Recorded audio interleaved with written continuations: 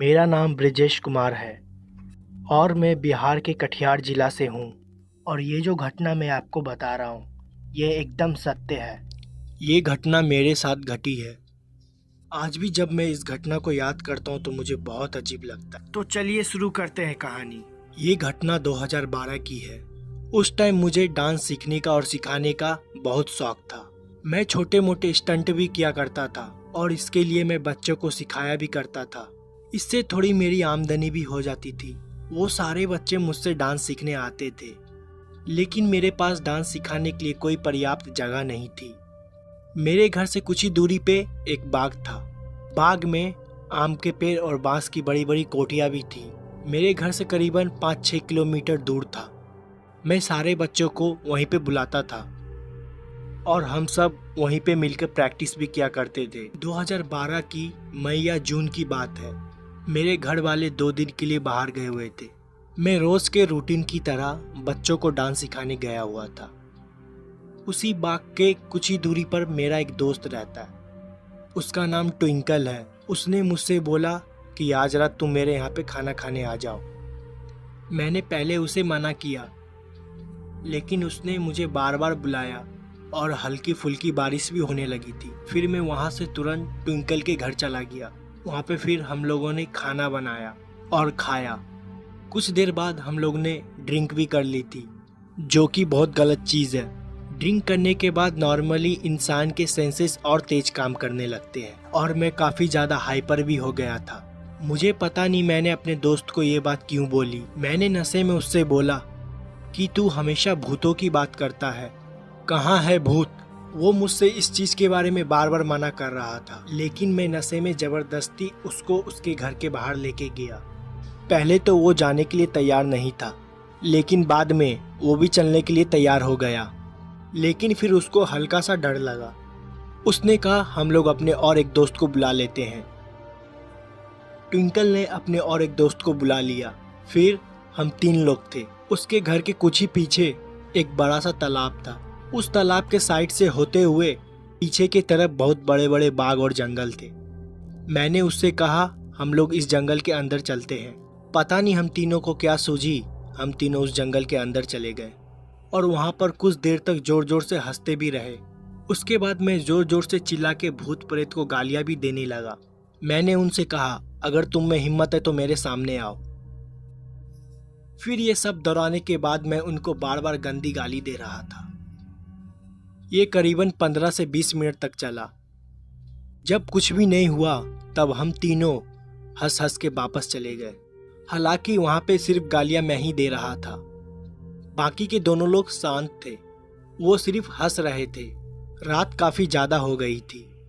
मेरे दोस्त ने कहा अब हमें घर वापस चलना चाहिए। फिर उसने किसी तरह मुझे रास्ते के बीच में छोड़ दिया। मैं नशे में था।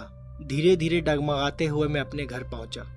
घर का मैंने ताला खोला और अंदर चला गया। अंदर जाके बेड पे लेट के मैंने टीवी ऑन किया। फिर मैंने एक हॉरर सीरीज चलाया। मैं बेड पर लेट के उसी सीरीज को देख रहा था। फिर मैंने कुछ देर तक तो उसको देखता रहा और मैं अपना हाथ बेड के ऊपर रखा था और चुपचाप उसी शो को लेटे हुए देख रहा था। नशा भी मुझे काफ़ी ज़्यादा था। तभी अचानक से मेरा हाथ किसी ने बहुत ज़ोर से दबा दिया, लेकिन वो चीज़ मुझे दिख नहीं रही थी। लेकिन मुझे साफ साफ पता चल रहा था मेरा हाथ दबा हुआ है। जिस किसी ने मेरे हाथ दबाए थे उसका निशान मुझे साफ साफ दिखाई दे रहा था। मेरी पूरी बॉडी पैरालाइज हो गई थी और मैं उठ भी नहीं पा रहा था और मेरे मुंह से कोई शब्द भी नहीं निकल रहा था। मैं अपने सामने साफ साफ टीवी को चलते हुए देख रहा था और मैं कुछ भी नहीं कर पा रहा था। मैं अपने मन में हनुमान चालीसा पढ़ रहा था, लेकिन बार बार भूल जा रहा था। चाह के भी मेरे जबान से एक शब्द भी बाहर नहीं निकल रहे थे। और कुछ देर बाद मैं अचानक से ठीक हो गया। मेरा पूरा चेहरा पसीना से भीगा हुआ था और मैं अपने बिस्तर से उठ के टीवी को बंद किया और कुछ देर तक बस बैठा ही रहा। उस पूरी रात मुझे नींद नहीं आई। अगले दिन मेरे साथ और भी भयानक घटना घटी। मेरे घर के जस्ट बगल में एक छोटा सा घर और है। वहाँ पे हम अपनी गाड़ियों को खड़ा किया करते थे। मैं वहीं पे उस दिन रात को सो रहा था। मैं जहाँ पे सो रहा था मेरे सर के पास और मेरे पैर के पास दोनों जगह खिड़की थी। मैं पूरब पश्चिम की तरफ मुंह करके सो रहा था। रात के करीबन 1 बजे मेरे सर के पास वाली खिड़की पे मुझे चूड़ियों की आवाज़ आई। वो कोई औरत थी। उसने अपने हाथों पे चूड़ी पहने हुए लगातार खिड़कियों पे मार रही थी। ऐसा लग रहा था कि खिड़कियों को वो अपनी चूड़ी से तोड़ने की कोशिश कर रही है। मैं उठा, तभी वो आवाज़ गूंज के दोबारा मेरे पैरों के पास आने लगी। पैरों के पास वाली खिड़की से सेम आवाज़ आने लगी जैसा मेरे सर के बगल वाली खिड़कियों से आ रही थी। फिर ये चीज़ एक एक करके होने लगी, कभी सर के पास कभी पैर के पास। ये चीज़ बार बार घूम के दोनों खिड़कियों के पास आ रही थी। मैं उन सब चीज़ को देख रहा था, लेकिन मैं फिर भी दोबारा उठ नहीं पा रहा था। मेरे हाथ पैर बुरी तरीके से जम चुके थे। फिर से मैंने हनुमान चालीसा का पाठ करने लगा और ऊपर वाले का नाम लेने लगा, लेकिन मेरे मुंह से कोई भी आवाज़ नहीं निकल रही थी। ऐसा लग रहा था मुझे स्लीप पैरालिसिस हो गया है। पूरे हाथ पैर एकदम जम चुके थे। चेहरा और पूरा शरीर पसीने से गीला हो चुका था। मेरे गले से आवाज़ भी निकलने लगी। जैसे ही मुझे लगा मैं अपने कंट्रोल में आ गया हूँ, दोबारा हनुमान चालीसा का पाठ करना चालू कर दिया। उसके बाद मैं थोड़ा सा और होश में आया। मुझे तुरंत गुस्सा आ गई। मेरे बेड के बगल में एक बड़ी सी लाठी रखी हुई थी। मैंने गुस्से में तुरंत उस लाठी को उठाया और दरवाज़ा खोल के बाहर की ओर जाने लगा कि ये जो कोई भी होगा आज मैं उसे मार डालूंगा। हालांकि ये सोच मेरी बहुत ही बचकानी थी। मैं क्या ही कर सकता था। मैंने जैसे ही अपने घर का दरवाज़ा खोला तो मैंने देखा कि मेरे घर से 100 मीटर दूर एक अमदूर का पेड़ है। वहाँ पे एक औरत खड़ी थी, मेरे घर के तरफ से धीरे धीरे दूर जा रही थी। उसने अपने हाथों में लाल रंग की चूड़ियाँ पहनी थी और उसने लाल रंग के कपड़े भी पहने हुए थे। उसके पूरे बाल जमीन तक थे और जमीन को छू रहे थे। मैं उसे देख रहा था। देखने के बाद कुछ देर तक मेरे गले से आवाज़ तक नहीं निकली। कुछ देर बाद मैं थोड़ा नॉर्मल हो गया। मैं एकदम शांत था। मैं बिना एक शब्द भी कुछ बोले चुपचाप अपने घर वापस आ गया और बेड पे लेट के ऊपर वाले का नाम लेने लगा। मैं पूरी रात नहीं सोया। मन में अजीब अजीब ख्याल भी आ रहे थे। तब मुझे एहसास हुआ कि भूतों और प्रेतों को गाली नहीं देना चाहिए। अगले दिन जब मैं सुबह नॉर्मल हुआ और इन अजीब सी काली शक्तियों को कोई भी तरह का चैलेंज नहीं करना चाहिए, जो कि हमारे लिए भी बहुत ही ज़्यादा खराब होता है। मेरा नाम पवन है और मेरी उम्र करीब 30 साल की है। ये घटना मेरे साथ तब घटी थी, उस टाइम करीबन मेरी उम्र 9 साल की थी। मेरे पिताजी की रेलवे में सरकारी नौकरी थी, तो सरकारी नौकरी की वजह से उनको सरकारी आवाज़ भी मिला हुआ था। और इतने साल पुरानी सरकारी आवाज़ की हालत तो आप लोग समझ ही रहे होंगे। वो बहुत ज़्यादा बेकार थी। पुराने मकान जिनमें ढंग से पेंट भी नहीं किया हुआ था। हमें जो घर अलॉट किया हुआ था वो एक बिल्डिंग थी। उस बिल्डिंग में हमारा 3रे मंजिल पे एक अपार्टमेंट था जिसमें 2 रूम था और वो अंदर से देखने में काफ़ी ज़्यादा अजीब लगता था। पेंट आधे उखड़े हुए थे और दोनों कमरे में बहुत ही गंदी सीलन भी थी। किचन भी काफ़ी ज़्यादा गंदा था। लेकिन हम लोग शिफ्ट हुए थे तो हम लोग को वहीं पे रहना था। उससे पहले हम लोग रेंट पे रहते थे। मम्मी भी काफ़ी ज़्यादा खुश थी क्योंकि रेंट का पैसा बचने वाला था। अब उस पैसे को हम लोग नए मकान के लिए सेव कर सकते थे। मुझे उस घर में बहुत ही ज़्यादा अजीब लगता था। जब मैंने पहली बार उस घर को देखा था तो मुझे देखने में ही बहुत ज़्यादा बेकार लग रहा था। वो घर देखने में भूत बंगले से कम नहीं लगता था। हमने अपना सारा सामान शिफ्ट किया। मेरे परिवार में मैं, मेरी मम्मी और एक छोटा भाई था। मैं और मेरा छोटा भाई एक कमरे में रहते थे और मेरी मम्मी पापा दूसरे कमरे में। जिस कमरे में मैं और मेरा छोटा भाई रहते थे वो काफ़ी ज़्यादा छोटा था और उस कमरे से सीलन की काफ़ी ज़्यादा बदबू भी आती थी। मैंने पापा को कई बार इसके बारे में बताया भी है, तो उन्होंने मुझे बोला कि मैं इसके बारे में हाई अथॉरिटी की कंप्लेन कर दिया हूँ और वो इन सब चीज़ का मेंटेनेंस भी कर देंगे। हम लोग जब उस घर में शिफ्ट हुए, हमारे शिफ्ट होने से पहले करीबन वो 7-8 महीने से घर बंद था और उससे पहले इस मकान में जो भी रहता था उसने अचानक से अपनी नौकरी को छोड़ दिया था। मुझे इतना ही पता था। मेरे मम्मी पापा को इसके बारे में पूरी जानकारी थी। ना उन्होंने मुझे इसके बारे में कभी भी बताया और ना ही मैंने कभी उनसे पूछना ज़रूरी समझा। अब हमें इस नए घर में शिफ्ट हुए 4 महीने से ज़्यादा हो चुके थे। मेरा छोटा भाई और मैं साथ में ही सोते थे। एक बार रात के करीबन 11 बजे मेरे छोटे भाई ने मुझसे बोला कि मुझे टॉयलेट जाना है। मैंने भी उससे बोला हाँ ठीक है चले जाओ। उसको टॉयलेट अकेले जाने में डर लगता था क्योंकि उस घर में जो बाथरूम बना हुआ था वो घर के काफ़ी कोने में बना हुआ था, तो उसको मैं टॉयलेट कराने ले जाता था। लाइट्स बंद हो जाने के बाद घर में ऐसा अंधेरा हो जाता था जैसे कि कभी वहाँ पे लाइट जल ही ना हो। इतना काला घना अंधेरा। नाइट बल्ब भी जलती थी लेकिन घर के पुराने दीवार के वजह से काफ़ी डरावना लगता था, इसलिए हम लोग आमतौर पे टॉर्च का यूज़ करते थे। मेरा छोटा भाई टॉयलेट गया और वो टॉयलेट के अंदर करीबन 5 मिनट तक था। मैं उसके बाथरूम के बाहर ही खड़ा था।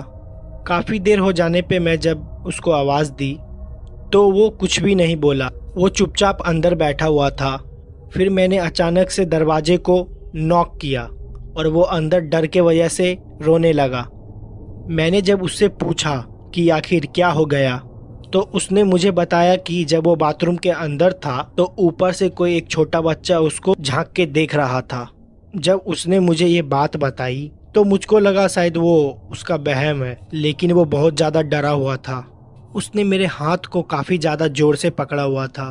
फिर मैंने उसको अपने साथ बेड पे ले आया और उसको सुलाने की कोशिश की, पर वो बहुत ज़्यादा डरा हुआ था। उसको पूरी रात नींद नहीं आई। अगली सुबह ये घटना उसने मम्मी को बताई तो मैंने मम्मी को बताया कि कुछ नहीं हुआ है, बस वो डर गया है। मेरे छोटे भाई का नाम अनुज है। ये घटना 2 दिन पुरानी हो चुकी थी। एक बार अनुज को बहुत ज़्यादा डर लग रहा था और उसकी तबीयत भी बहुत ज़्यादा ख़राब थी, तो मम्मी पापा ने सोचा कि अनुज को वो अपने पास सुला लेंगे। मुझे इसके बारे में नहीं पता था। मुझे लगा शायद अनुज उस दिन भी मेरे साथ ही सोएगा, तो मैं अकेले अपने बेड पे लेटा हुआ था। अनुज उस वक्त मम्मी पापा के साथ ही था। मुझे लगा वो खाना खा के दोबारा मेरे पास सोने चला आएगा। उस वक्त मैं काफ़ी ज़्यादा गहरी नींद में था। रात के करीबन 2 बज रहे थे। मुझे कब नींद आई मुझे पता भी नहीं चला। मैं अनुज का इंतज़ार करीबन 12 बजे से कर रहा था। रात के करीबन 2 बजे दरवाज़ा अपने आप खुला। दरवाज़ा काफ़ी ज़्यादा पुराने हो गए थे। दरवाजे जब खुलते या बंद होते थे तो बहुत अजीब तरह की आवाज़ आती थी। तानी जैसे ही दरवाज़ा खुला अचानक से मेरी आँख खुल गई। मैंने देखा कि दरवाजे के पास अनुज खड़ा हुआ है। मुझे साफ साफ उस टाइम अनुज दिखाई नहीं दिया, मुझे सिर्फ उसकी परछाई दिखाई दी। मैंने उससे बोला कि तू वहाँ क्यों खड़ा है, वो आके लेट जाए। मैं काफ़ी ज़्यादा नींद में था और मेरी आँख भी नहीं खुल रही थी। मुझे बस इतना ही पता चल रहा था कि दरवाजे के पास कोई लड़का खड़ा है और उसकी हाइट हूबहू अनुज जैसी ही थी। मेरी ही आंखों के सामने अनुज भागते हुए दरवाजे के अंदर आया मेरे पास, और जैसे ही वो भागते हुए मेरी तरफ आया मैं अचानक से पूरी तरीके से होश में आ गया। ऐसा लगा कि मुझे कोई ये शायद मेरा वहम था। उस वक्त मैंने इस चीज़ पे ज़्यादा ध्यान नहीं दिया और फिर मैं दोबारा सो गया। करीबन आधे घंटे बाद मुझे ऐसा लगा कि मेरे पीछे कोई खड़ा है, मेरे बालों को सहला रहा है। पहले मुझे ये मेरा वहम लगा, लेकिन सोते हुए जब मेरी आंखें खुली तो मुझे साफ साफ मुझे ऐसा महसूस हुआ कि मेरे पीछे कोई खड़ा है और मेरे सर को पीछे से कोई धीरे धीरे पकड़ने की कोशिश कर रहा है और अपने होने का मुझे एहसास दिला रहा है। मैंने अचानक से उठा और पीछे देखा, कोई नहीं था, पीछे सिर्फ अंधेरा था। मैं तुरंत अपने बेड से उठा और लाइट को ऑन किया। पूरा कमरा खाली था। उस वक्त करीबन रात के 2:30 बज रहे थे। अनुज अभी भी नहीं आया था। मुझे ये बात नहीं पता था कि वो मम्मी पापा के साथ ही सो रहा है। फिर मैं मम्मी पापा के रूम में गया और रात के करीबन 2:30 बजे उनका दरवाज़ा खटखटाया और उनसे पूछा अनुज उनके साथ है। उन्होंने बताया अनुज वहीं पे सो रहा है। मैंने मम्मी से कहा मुझे ऐसा महसूस हुआ कि अनुज मेरे सर के पास अभी खड़ा हुआ था। मम्मी ने बताया वो करीबन 12 बजे से ही वहीं पे सो रहा है क्योंकि उसको बहुत ज़्यादा डर लग रहा था। मैंने फिर इस बात पे ज़्यादा ध्यान नहीं दिया और आके अपने बेड पे फिर दोबारा सो गया। कुछ देर बाद फिर मेरी आंखें खुली। मेरे बेड के जस्ट सामने एक छज्जा बना हुआ था उस पे हम लोग थोड़ा बहुत सामान रखा करते थे, जैसे कि टीवी के बॉक्स, कुछ कपड़े, कुछ लकड़ियाँ, सब पुराने चीज़ उसी छज्जे पे रखा हुआ करता था। मुझे ऐसा लगा कि उसके ऊपर बैठ के कोई मुझे देख रहा है। ये मेरा कोई वहम नहीं था, मैंने उसको साफ साफ देखा। कमरे में नाइट बल्ब जल रही थी। नाइट बल्ब पे मुझे वो काली परछाई बैठी हुई साफ साफ दिखाई दे रही थी और वो मुझे ही देख रही थी। उस काली परछाई को देखते ही मैं जोर जोर से चिल्लाने लगा, तो वो मेरे आंखों के सामने ही गायब हो गई। मैं इतनी जोर से चिल्लाया कि मम्मी पापा अपने कमरे से मेरे कमरे में आ गए। मैं अपने कमरे को कभी भी अंदर से बंद नहीं करता था। उन्होंने मेरी चिल्लाती हुई आवाज़ को सुनते ही उन्होंने आके मुझसे पूछा कि आखिरकार तुझे क्या हो गया है। मैंने उन्हें बताया कि मुझे छज्जे पे अभी कोई परछाई दिखाई दी है। वो किसी बच्चे की परछाई थी जो कि मेरे तरफ ही देख रहा था। और कुछ देर पहले मुझे ऐसा एहसास हुआ कि किसी ने मेरे बालों को छुआ है। और उस वक्त अनुज को बाथरूम में भी ऐसा ही कुछ नजर आया था। जब ये बात मैंने मम्मी को बताई तो मम्मी जोर जोर से हंसने लगी। उनको लगा कि मुझे किसी तरह का वहम हुआ है, लेकिन वो मेरा कोई वहम नहीं था। उस रात मेरे पापा मेरे कमरे में सोए।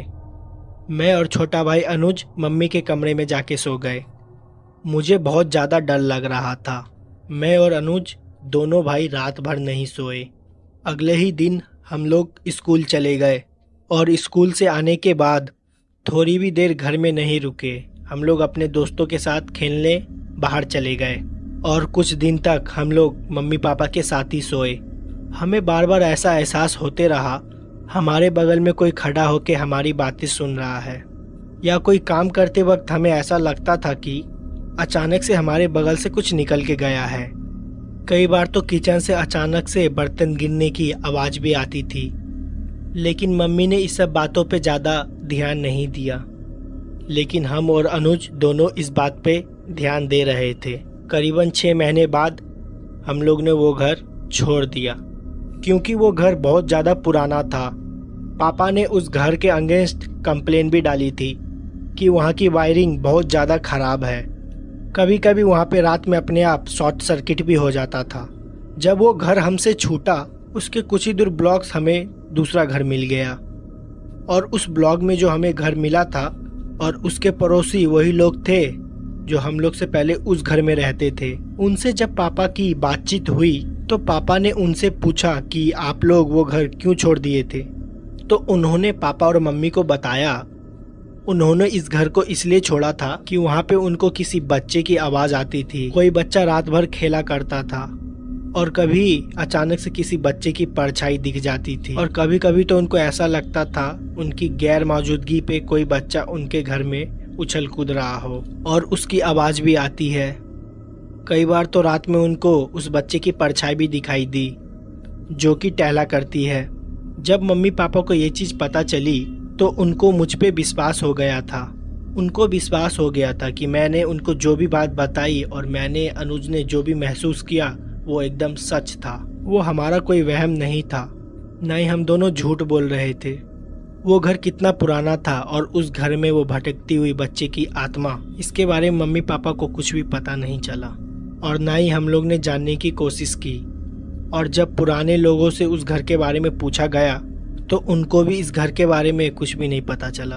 अब तो धैर्य उस बिल्डिंग को तोड़ दिया गया है और नए अपार्टमेंट बन गए हैं, लेकिन हो सकता है उस बच्चे की आत्मा आज भी वहीं पे भटक रही हो। तो इस घटना में बस इतना ही। मेरा नाम आकाश है और आज मैं आपको इस घटना के बारे में बताने वाला हूँ। आप लोग शायद उस पर विश्वास ना करो, लेकिन ये घटना एकदम सच है।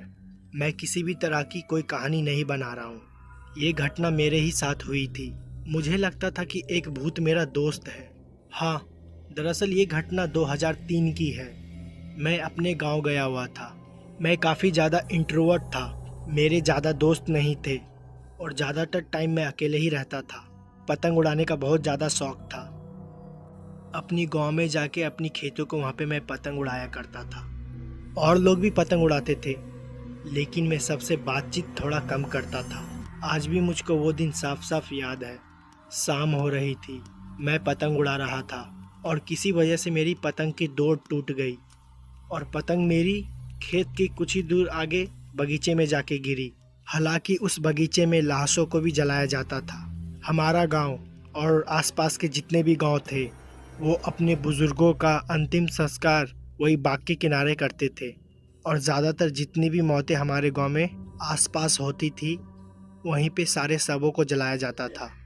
हालांकि मुझको इसके बारे में पता था क्योंकि वहाँ पे बोलते काली आत्माएं काली रूह वहाँ पे घुमा करती है। वहाँ पे छोटे बच्चे और महिलाओं को जाना मना है। उस टाइम पिताजी चवन्नी या अठन्नी दिया करते थे कि वो बगीचे के बाहर गिरी हुई है। वो मुझे पैसा जल्दी नहीं देते थे, मेरे पैसे मांगने की आदत खराब ना हो जाए। तो मैंने सोचा कि वो पतंग को जाके उठा के ले आता हूँ। मैं पिताजी से दोबारा पैसा नहीं मांगूंगा। मेरे दिमाग में क्या आया, मैंने अपनी चरखी वहीं पे छोड़ दी और उसी जंगल की तरफ पतंग उठाने के लिए चला गया। जब मैं वहाँ पे पहुँचा पतंग वहाँ पे मुझे दिखी ही नहीं। मेरी पतंग जंगल के अंदर थी। हालांकि संटी और डोर जो पतंग में बंधी हुई थी साफ साफ देख सकता था कि पेड़ पे से होते हुए नीचे ज़मीन पे आके गिरी है। मैंने सोचा कि वो धागा मैं खींचूंगा तो बाहर आ जाएगी, लेकिन वो पतंग जंगल के अंदर ही थी। वो मुझे साफ साफ दिखाई दे रही थी। वो एक पेड़ के ऊपर फंसी हुई थी क्योंकि वो पेड़ काफ़ी ज़्यादा बड़ा था। मैं चाहकर भी उसको उतार नहीं सकता था और मैं उस पेड़ पे चढ़ने के लिए काफ़ी ज़्यादा छोटा। मैंने अपनी उम्मीद को वहीं पे तोड़ा। फिर मैं वापस अपने घर की ओर जाने लगा। मैं जैसे ही घूमा मुझे पीछे से आवाज़ आई कि ऐसी आवाज़ जैसे कि किसी ने मुझे इशारा किया हो। इस आवाज़ को सुनते ही मैं तुरंत पीछे घुरा। मुझे कोई भी नहीं दिखा। मुझे लगा शायद ये मेरा वहम है। मैं दोबारा घर की ओर जाने लगा। तभी वो पतंग जो बहुत ऊपर फंसी हुई थी वो देखते ही मैं एकदम चौंक गया। हालांकि पतंग हल्की फुल्की फट भी गई थी, उसका छूटना एकदम भी नामुमकिन था। वो नीचे कैसे आई, हालांकि मुझको इसके बारे में कुछ भी नहीं पता था। खैर मैंने सोचा मैं इस पतंग को जोड़ लूंगा और मैंने ज़्यादा ध्यान नहीं दिया और मैंने पतंग को उठाया और उसकी फंसी हुई रील को दोबारा खींचने लगा और लपेटने लगा। तभी मैंने देखा उस बाग के अंदर रील को हाथों में लपेटने लगा। मैंने उस रील को काफी जोर से पकड़ा हुआ था। तभी मैंने देखा उस बाग के अंधेरे तरफ से किसी और चीज ने पकड़ा हुआ और वो रील हवा में थी। ने पकड़ी हुई थी, मुझे कुछ भी समझ नहीं आ रहा था। पहले शायद लगा पेड़ की किसी टहनी में वो फंसी हुई है, तो मैं उसको खींचने की कोशिश कर रहा था। लेकिन ताजुब तो तब मुझे हुआ जब उस रील को अंधेरे से भी कोई खींचने लगा। मैं काफी डर गया था। मैंने उस रील को वहीं पे छोड़ दिया, लेकिन वो रील उस पतंग में ही फंसी हुई थी और पतंग को दोबारा लेके भागने लगा। अंदर से दोबारा किसी ने पतंग को खींच लिया। उस पतंग को उठाने के लिए जैसे मैं दोबारा उस जंगल की तरफ भागा, मुझे अंदर से एक आवाज आई कि जंगल के अंदर आओ, मैं कुछ दिखाता हूँ। और वो आवाज एक बच्चे की थी। मैं उस आवाज को साफ साफ सुन सकता था और ये मेरा कोई भी वहम नहीं था। उस आवाज को सुनने के बाद मैं एकदम चौंक सा गया। मैं काफी ज्यादा डर गया था। जंगल के अंदर मुझे काली परछाई भी दिखाई दे रही थी जो कि एक बच्चे की थी। उसकी हाइट और मेरी हाइट लगभग सेम ही थी। मैं काफी ज्यादा डरा हुआ था। मैं अंदर नहीं गया और वापस घर की तरफ भाग के चला गया। इस घटना के बारे में मैंने किसी से बताया नहीं क्योंकि मुझे मेरी मम्मी पापा पक्का डांटते, क्योंकि उस तरफ सबका जाना माना था और मैं उसी तरफ गया हुआ था। अगले दिन दोबारा मैं उसी जगह पे था। पता नहीं मेरे दिमाग में क्या आया, सोचा कि उस बाग की तरफ मैं दोबारा जाऊं। हो सकता है मेरी पतंग दोबारा मुझे वहीं पे पड़ी मिल जाए। मैं दोबारा उस बाग की तरफ गया तो मैंने देखा कि मेरी पतंग वहीं पे गिरी पड़ी हुई थी और उसमें फंसी हुई पतंग की रील जंगल के अंदर गई हुई थी। मैंने चुपचाप उस पतंग की फंसी हुई रील को तोड़ा और पतंग को लेके वापस आने लगा। तभी मुझे दोबारा उसी की आवाज आई कि तुम फिर आ गए, आओ तुम, मैं कुछ दिखाता हूँ। और इस बार वो आवाज मैंने सच में सुनी थी। मेरा कोई वहम नहीं था। लेकिन मैं कभी भी जंगल के अंदर नहीं गया। मैंने उससे बात करने की कोशिश भी की कि तुम कौन हो और जंगल के बाहर क्यों नहीं आते हो। उसने कहा मैं तुम्हारा दोस्त हूँ और वो एक भूत था। मुझे अपने कानों पे विश्वास नहीं हो रहा था। उससे बात करते वक्त मुझे ऐसा लग रहा था कि मैं कोई सपना देख रहा हूँ। मैं फिर वहाँ से चला गया। फिर मैंने इस घटना के बारे में अपनी मम्मी को बता ही दिया। मम्मी मुझ पे तुरंत गुस्सा करने लग गई, आखिर तू उस तरफ गया ही क्यों था। उन्होंने ये बात पापा को बता दी और पापा भी मुझ पे गुस्सा करने लगे। अजीब तो तब हुआ जब मैं रात को अपने कमरे में सो रहा था। हालांकि मुझे कोई भी दिखाई नहीं दे रहा था और वो आवाज़ मुझे फिर से सुनाई दी। मुझे उसके होने का कुछ भी महसूस नहीं हुआ, लेकिन बस वो आवाज़ मुझे सुनाई दी और लगातार वो आवाज़ मेरे कानों में आ रही थी। धीरे धीरे उस आवाज़ से मुझे डर लगने लगा था। इसके बारे में मैंने मम्मी को बताया। मम्मी को किसी भी तरह की कोई भी आवाज़ नहीं सुनाई दे रही थी और उनको लगा मुझे कि वहम हो गया। कुछ दिन में मेरी तबीयत भी खराब होने लगी और सर भी घूमने लगा। उल्टी वगैरह आना बहुत ही नॉर्मल हो गया मेरे लिए। कंडीशन काफ़ी ज़्यादा सीरियस हो गई थी। मम्मी ने डॉक्टर को दिखाया। उन्होंने बोला शायद फूड पॉइजनिंग हुआ है, फूड पॉइजनिंग की वजह से हो रहा है। लेकिन ऐसा कुछ भी नहीं था, क्योंकि मैं बाहर का कुछ खाता भी नहीं था, तो मुझे फूड पॉइजनिंग हो भी नहीं सकती थी। पता नहीं पापा के दिमाग में क्या आया। उनको जब वो बात पता चली थी जंगल के उस हिस्से पे मैं जाता हूँ, तो उसी वक्त वो मुझ पे शक करने लगे थे। उन्होंने फिर अपने जान पहचान के पुजारी से बात की।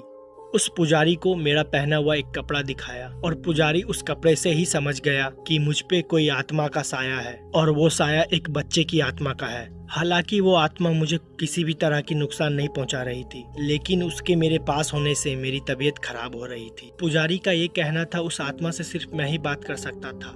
काफी अजीब सी घटना थी ये, लेकिन ये मेरे साथ ही घटी। फिर किसी तरह उस पुजारी ने कोई ताबीज बनाई, वो मुझे पहना दी। हालांकि मम्मी इस ताबीज वगैरह किसी भी बात पे विश्वास नहीं करती थी। उनको सिर्फ पूजा पाठ से ही मतलब था, क्योंकि उनको ताबीज वगैरह एक काला जादू लगता था। वो पूजा वगैरह भी बहुत किया करती थी। खैर, एक हफ्ते बाद मेरी तबीयत दोबारा ठीक होने लगी और वो जो आवाज मुझे सुनाई देती थी वो भी सुनाई देना बंद हो गई। मुझे उस दिन से उस जंगल के हिस्से में जाने के लिए एकदम मना कर दिया गया कि मुझे कैसा लगता था। ये घटना धीरे धीरे पूरे गांव में भी फैल गई। लोग इस चीज के बारे में मेरे से पूछते भी थे, आखिर वो चीज दिखती कैसी थी। मैंने इसके बारे में कभी भी किसी को कुछ ज्यादा बताया ही नहीं, क्योंकि मुझको इसके बारे में बात करना बिल्कुल भी अच्छा नहीं लगता है। क्योंकि मैंने सुना है इन सब चीज के बारे में बात करो तो ये दोबारा तुम्हारे तरफ अट्रैक्ट होने लगती है। इस घटना के करीब 3 या 4 साल बाद मैंने घर छोड़ दिया और बाकी की पढ़ाई वहीं से कंटिन्यू की। फिर मैं अपने नानी के वहाँ चला गया था और फिर ऐसी घटना कोई भी मेरे साथ नहीं घटी। मेरा नाम आदिल है। ये घटना 2012 की है। काफी अजीब घटना थी ये। 2012 में मेरे पास कोई भी मोटरसाइकिल नहीं थी। मेरी अब्बू की तबीयत बहुत ज्यादा खराब थी और नानी की भी तबीयत खराब थी। अम्मी को नानी के पास जाना था। अब्बू साइकिल चला नहीं सकते थे, इसलिए उन्होंने अपनी जगह मुझे भेजा था। मैं जैसे तैसे मम्मी को नानी के वहाँ पे छोड़ के वापस आ रहा था। इतनी भी शाम नहीं हुई थी कि मुझको रास्ता ना दिखाई दे या मुझे टॉर्च की जरूरत पड़े। मैं अपने घर वापस लौट रहा था। जिस रोड से मैं अपने घर को वापस जा रहा था, उसी के बगल से कच्ची रोड भी गई हुई थी। हमारा खेत बाकी लोग से एकदम अलग था। वहाँ पे हमारे खेत थे और अलग पीछे था। मेन रोड से मुझे मेरे खेत में जाने के लिए 500 मीटर एक्स्ट्रा चलना पड़ता है। पता नहीं मेरे दिमाग में क्या आया, मैं अपने खेत को देखने के लिए चला गया।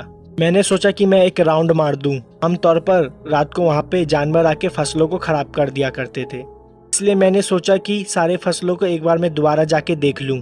अंधेरा ज्यादा नहीं हुआ था, लेकिन मैं जब रोड से लेके खेत तक गया, सूरज हल्का फुल्का डूब चुका था। मैं अपनी खेत को साफ साफ देख सकता था और वहाँ पे सारी फसलें ठीक ठाक बोई हुई थी। मेरे खेत के एकदम पीछे साइड में तभी मैंने ध्यान दिया, काली परछाई है, वो झुकी हुई थी और झुक झुक के धीरे धीरे आगे बढ़ रही थी। उस परछाई को देख के मुझे साफ साफ पता चल रहा था कि वो कोई जानवर की परछाई है। यहाँ पर मैं खड़ा हुआ था, वहीं पे मैंने अपने साइकिल खड़ी की और जोर जोर से चिल्लाने लगा, लेकिन वो वहीं पे टहल रहा था। मुझे लगा ये फसलों को खराब कर देगा। आमतौर पर जानवर आवाज सुनकर भाग जाते हैं और मैंने अपने साइकिल को वहीं पे खड़ी की और परछाई के पास जाने लगा। मैंने सोचा अगर वो जानवर बड़ा होगा तो मैं उसे मार के भगा दूंगा, क्योंकि वो फसलों को खराब कर रहा था। उस टाइम मैंने अपने हाथ में एक भारी सी ईंट पकड़ रखी थी। मैं अकेला था पर कोई भी नहीं था। मैं खेत के एकदम पीछे साइड में गया तो परछाई वहीं पे खड़ी हो गई। जब मैं उस परछाई के पास वहाँ पहुँचा और मैं साफ साफ उसे देख सकता था। जब वो परछाई रुकी, उसकी और मेरी करीबन दूरी 10 मीटर की थी। कुछ अजीब सी ही परछाई थी, वो कोई जानवर नहीं था। फिर मेरे आंखों के सामने परछाई 2 गुना बड़ी हो गई। पहले तो वो झुक के चल रही थी, मैं उसके आर पार भी देख सकता था। वो एक काली बड़ी परछाई थी। वो परछाई धीरे धीरे मेरे तरफ आने लगी। मैं कुछ कर भी नहीं पा रहा था। मैंने सोचा मेरे हाथों में जो ईंट में पकड़ा हुआ हूँ उसके तरफ फेंक दूं, लेकिन मेरे हाथ पैर भी काम नहीं कर रहे थे। ऐसा लग रहा था कि मेरे हाथ पैर बुरी तरह से जम गए हैं। वो परछाई धीरे धीरे मेरे पास आ रही थी। मुझे समझ नहीं आ रहा था ये मुझे क्या हुआ। मेरे गले से आवाज़ तक नहीं निकल रही थी। वहाँ से भागना चाह रहा था, लेकिन मैं भाग भी नहीं पा रहा था। फिर कुछ देर बाद मेरे पैरों में जैसे कि जान आ गई हो। मैं दोबारा अपनी साइकिल की तरफ भागा। साफ साफ उस चीज़ को महसूस कर सकता था कि परछाई भी मेरे पीछे ही भाग रही है। जैसे तैसे अपनी साइकिल के पास पहुंचा। मैंने अपने साइकिल को पकड़ने की कोशिश की। जैसे अपनी साइकिल पकड़ी, मेरी साइकिल हवा में उड़ गई। साइकिल हवा में 1 मीटर दूर पीछे जाके गिर गई। लग रहा था मेरी साइकिल को किसी ने उठा के जोर से फेंक दिया हो, लेकिन वहाँ पर मुझे कोई भी नज़र नहीं आ रहा था। इतना ज़्यादा डर गया था कि मैंने अपनी साइकिल को वहीं पे छोड़ दिया, रोड की तरफ चिल्लाते हुए भागने लगा। ऐसा महसूस भी हो रहा था कि मेरे पीछे कोई भाग रहा है, किसी ने मेरे कंधे को छूने की कोशिश की है। मैं मेन रोड के पहुंचा, पे ही जाके नीचे बैठ गया। तभी लोग वहां से आ जा रहे थे। जान पहचान के एक दोस्त थे, उन्होंने मुझे देख लिया। उन्होंने उसी वक्त अपनी साइकिल रोकी और मेरी हालत के बारे में पूछा। मैं उन्हें सब चीज़ बताई। मुझे दोबारा बताया कि हम लोग जाके वहाँ देखते हैं। मुझे दोबारा बोला चल के वहाँ पे दोबारा देखते हैं, पर मेरी हिम्मत नहीं जुटी जाने की। मैं उससे बोला कि वो मुझे घर छोड़ दे। उन्होंने कहा ठीक है। अब्बू की भी तबीयत ख़राब थी और दवाई भी देनी थी। जब मैं अब्बू के पास पहुंचा तो वो सो रहे थे। उन्होंने देखा कि मैं पैदल आया हूं। उन्होंने मुझसे साइकिल के बारे में पूछा। मैंने उनसे कहा कि साइकिल मेरे एक दोस्त के पास है, कुछ देर में वो मुझे साइकिल लाकर दे जाएगा। वो जिन्होंने मुझे मेरे घर तक पहुंचाया था, वो बाद में मेरे दोस्त के साथ मेरे खेत पे परछाई को देखने के लिए गए। उन्होंने बताया कि वहाँ पे कोई भी परछाई नहीं दिखी और मेरी साइकिल वहाँ रोड पे ही पड़ी हुई मिली। मैंने उन्हें बताया कि ये जो घटना मेरे साथ घटी ये एकदम सत्य थी। हालांकि वो मेरे बात पे विश्वास कर रहे थे। मैं मन ही मन सोच रहा था कि वो सोच रहे होंगे कि मैं झूठ बोल रहा हूँ या मुझे किसी तरह का कोई वहम हुआ है। वो मेरी साइकिल वापस लाके मुझे दे गए और इस घटना को अगले दिन मैंने अपने अम्मी को भी बोला।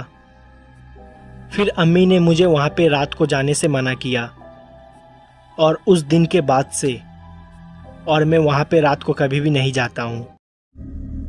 मेरा नाम मनोज है, मैं सीतापुर का रहने वाला हूँ। ये घटना 2009 की है। मधु चाची अपना सारा काम निपटा के ही सोने जाती थी। रात में खाना बनाने के बाद वो देर रात तक बर्तन मांज के सोने जाती थी। देर रात बर्तन मांज के साफ सफाई करके सोने जाती थी। हमारा गांव काफ़ी ज़्यादा पुराना था, ठीक से डेवलपमेंट भी नहीं हुआ था। हमारे गांव में करीबन 200 घर थे। 200 घर में केवल 6 नल कुएं के पास बने हुए थे। सरकार ने कई नलों को तो कई सालों से सर्विस भी नहीं कराया था। मधु चाची उन्हीं नल में से एक नल पे रात को बर्तन धो रही थी। वो नल हमारे ठीक घर के सामने था, तो हमें पानी लेने में काफ़ी ज़्यादा आसानी होती थी। हमारे गांव में ढेर सारे बड़े बड़े बर्तन होते थे। मेरा परिवार भी काफ़ी ज़्यादा बड़ा था। बड़ी बड़ी पटरियाँ, बड़ी बड़ी कढ़ाई, कुकर का तो ज़माना भी नहीं था हमारे टाइम में। बर्तन को अच्छे से मांजने के लिए मधु चाची चावल का भूसी का उपयोग करती थी, जिससे बर्तन बहुत अच्छे से मंजते थे और साफ सफाई भी बहुत अच्छी हो जाती थी।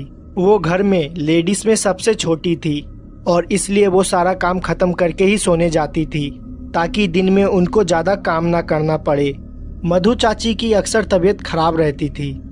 मेरे चाचा और मेरे घर वाले उनसे बोलते थे कि ज़्यादा काम ना करे, थोड़ा आराम भी कर लिया करे, लेकिन वो बात ही नहीं सुनती थी। अपनी दवाइयाँ भी समय से नहीं खाती थी। बस सबसे ऐसे ही बोला करती थी, ये तो नॉर्मल जुकाम है, बस ऐसे ही ठीक हो जाएगा। लेकिन उनकी ये बीमारी कुछ और ही थी। अंदर धीरे धीरे वो बीमारी बढ़ते चली गई। एक दिन रात के करीब 1 बजे मधु चाची अपना सारा काम खत्म करके आई और जैसे ही सोने जा रही थी, अचानक से उनके सर में बहुत तेज दर्द उठा और वो बेहोश हो गई। उनको सब कोई उठाया, लेकिन वो नहीं उठी। उस वक्त हॉस्पिटल भी हमारे गांव से काफ़ी ज़्यादा दूर में था। हमारे घर से 2 घर छोड़ के एक वैद्य जी रहते थे। उनको तुरंत बुला के लाया गया। वैद्य जी ने जब मधु चाची की नाड़ी चेक की तो उनकी नाड़ी नहीं मिल रही थी। उनकी हार्ट बीट भी बंद हो चुकी थी और वो मर चुकी थी। इतना जल्दी उन्हें क्या हो गया, कुछ समझ में नहीं आया। किसी तरह उनको रात में सब कोई अस्पताल भी लेके गए। अस्पताल पहुंचने के बाद जब डॉक्टर ने उन्हें चेक किया तो वो मर चुकी थी। वजह किसी को नहीं पता थी। काफ़ी कोशिश करने के बावजूद भी जब वो होश में नहीं आई तो उनको मृत्यु घोषित कर दिया गया। उसी रात मधु चाची को सबको घर लाया गया। घर लाने से पहले उनके शरीर को एक गाड़ी में रखा गया था जो कि शायद लाश ले जाने को काम आती थी। वो वही हॉस्पिटल के पास मिले थे। उनके मृत्यु शरीर को उस गाड़ी में रखने के बाद उसी में चाचा भी बैठ गए थे और मेरे पापा भी। ड्राइवर गाड़ी चला रहा था। गांव के कुछ और लोग थे जो अपने मोटरसाइकिल से आ रहे थे। गाड़ी उसी वक्त रास्ते में चल रही थी। उस वक्त बारिश भी काफ़ी तेज होने लगी थी और मौसम भी थोड़ा ख़राब चल रहा था। अस्पताल से करीब हमारा घर करीब 11 किलोमीटर का था। वो लोग गाड़ी से आ रहे थे। जिस गाड़ी में मधु चाची का मृत्यु शरीर था उस गाड़ी का टायर थोड़ी दूर आते जंगल में पंक्चर हो गया। दरअसल वो जंगल नहीं था, वो हमारे गांव का आम का बाग था। उस बाग में कई लोगों के पेड़ थे। कई लोग वहीं पे जाया करते थे जब उन्हें फल या किसी अन्य चीज़ की ज़रूरत पड़ती थी। उस गाड़ी का टायर वही बाग के साइड में पंक्चर हुआ था। वहाँ पे ढेर सारे मृत्यु शरीर भी जलाए जाते थे। वो इलाका हमारे गांव का थोड़ा पहाड़ी इलाका था। गांव के अंदर आने से पहले वही इलाका से होके आना पड़ता था, जो कि काफ़ी ज़्यादा बेकार चीज़ थी, क्योंकि हमारे गांव में जब भी कोई शुभ चीज़ होती थी, किसी के यहाँ बच्चा पैदा हुआ या किसी की शादी हुई, तो उसी एरिया से होके ही आना पड़ता था। गांव वाले ने कई बार उस रास्ते को बंद करने की भी सोची, लेकिन कभी किसी को मौका ही नहीं मिला। लोग उसी रास्ते से लगातार आना जाना किया करते थे, इसलिए इस चीज़ को सब कोई भूल गए। गाड़ी पंक्चर होने के बाद गाड़ी के ड्राइवर ने टायर को चेंज किया।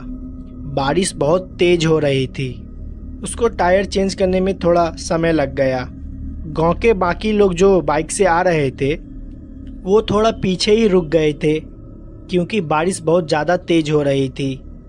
उस वक्त उस बाग में मेरे चाचा, मेरे पापा और ड्राइवर और मधु चाची की मृत्यु शरीर ही थी।